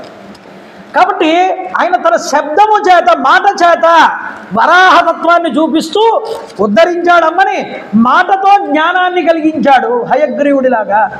ఆవిడ దుఃఖాన్ని దుఃఖం ఎప్పుడు ఉంటుంది? అజ్ఞానం ఉంటే దుఃఖం ఉంటుంది. దుఃఖం పోతే జ్ఞానమే ఆనందం. ఆ జ్ఞానంతో తన మాట ద్వారా, తన సందేశం ద్వారా ఆవిడికి ఆనందాన్ని కలిగించాడంటే జ్ఞానాన్ని కలిగించాడు. ఈ విధంగా వందే వానర నారసింహ ఖగరాట్ క్రోడ అశ్వవక్త్రాంచితమైనటువంటి హనుమ తన యొక్క పంచముఖ హనుమంతుడి యొక్క తత్వాన్ని సుందరకాండలో ప్రతి చోట కూడా చూపించారు అనడంలో ఎటువంటి సందేహము లేదు. అందున ఈరోజు అక్షయ తృతీయ, ఆ యొక్క చందనోత్సవం జరుగుతుంది స్వామివారికి, నృసింహస్వామి వారికి అక్కడ మనకి. అయితే ఇక్కడ సింహాచల క్షేత్రంలో ఉన్నటువంటి స్వామి వరాహ రూపంలో ఉంటారు, అది గొప్ప విషయం. వరాహ లక్ష్మీ నరసింహస్వామి అంటారు. కానీ నాకేమనిపిస్తుందో తెలుసా అండి, ఆ స్వామిని చూసినప్పుడల్లా వందే వానర నారసింహ ఖగరాట్ క్రోడాశ్వవక్త్రాంచితం, అందులో హనుమ యొక్క వరాహముఖం ఉన్నదిగా, వరాహముఖంతో ఉన్నటువంటి స్వామేనేమో అక్కడ ఉన్నది అని అనిపిస్తూ ఉంటుంది ఒక్కొక్కసారి. అలాంటి అక్షయ తృతీయ రోజు పూట స్వామి హనుమ యొక్క పంచముఖ అవతారం గురించి మనం చెప్పుకోవడం, ఆయన ఆవిర్భావాన్ని చెప్పుకోవడం చాలా గొప్పదైనటువంటి విశేషం ఈరోజు. అందువల్ల ఆయన పంచముఖ హనుమంతుడి యొక్క అవతారాన్ని చూపగానే, అయ్యా నీ రూపాన్ని చూడలేకపోతున్నాను, ఉపసంహారం చేయమని చెప్పింది సీతమ్మ. ఆ తర్వాత స్వామి హనుమ సీతమ్మతో ఏం చెప్తాడో, అమ్మవారు ఏ విషయాలు చెప్పి అభిజ్ఞానాన్ని ఇస్తుందో, ఈ విషయాలన్నీ రేపు సాయంత్రం మళ్ళీ 6:30 మనందరం తెలుసుకునేటటువంటి ప్రయత్నం చేద్దాం. అంత గొప్పదైనటువంటి అక్షయ తృతీయ ఈరోజు చిన్ని గారి వాళ్ళ నాన్నగారి పేరు మీద, అమ్మగారి పేరు మీదుగా ఈ కార్యక్రమాన్ని ఏర్పాటు చేయడం జరిగింది. అలాగే ఈరోజు ఇక్కడ కూడా పలహారం అనేటటువంటిది ఏర్పాటు చేయడం జరిగింది. ఎవరండి? కొప్పేశ్వరరావు గారును వెంకటేశ్వర స్వామి గారు ఈ యొక్క కార్యక్రమానికి గాను అక్షయ తృతీయ పురస్కారంగా ఉంచుకుని, అందులోనూ పంచముఖ హనుమ యొక్క దర్శనం ఈరోజు జరిగింది. గొప్పదైనటువంటిది అక్షయ తృతీయ రోజు కూడా. కాబట్టి అంతటి గొప్పదైనటువంటి అవతారంలో మనకి అక్కడ ప్రసాదం కూడా స్వామి హనుమ ప్రసాదం. అది అలా భావించి తీసుకోండి. నేను చెప్తాను, మీరు అందరూ చెప్పండి. శ్రీరామ జయ రామ జయ జయ రామ, శ్రీరామ జయ రామ జయ జయ రామ, శ్రీరామ జయ రామ జయ జయ రామ, హరే రామ రామ రామ హరే హరే, హరే రామ రామ రామ హరే హరే, హరే రామ రామ రామ హరే హరే, హరే రామ రామ రామ హరే హరే, శ్రీరామ జయ రామ కోదండ రామ, శ్రీరామ జయ రామ కోదండ రామ, శ్రీరామ జయ రామ కోదండ రామ, రామ్ రామాయ నమః, రామ్ రామాయ నమః, రామ్ రామాయ నమః, రామ్ రామాయ నమః. మంగళం గోసలేంద్రాయ మహనీయ గుణాత్మనే చక్రవర్తి ధనోజాయ సర్వభౌమాయ మంగళం, ఉమాకాంతాయ కాంతాయ కామిదార్థప్రదాయినే శ్రీగిరీశాయ దేవాయ మల్లినాథాయ మంగళం. కాళే వర్షద వర్జన్య పృథివీ సత్యశాలిని. జయ గురుదేవ దత్త. సర్వం శ్రీమామహేశ్వర పరబ్రహ్మార్పణమస్తు. స్వస్తి.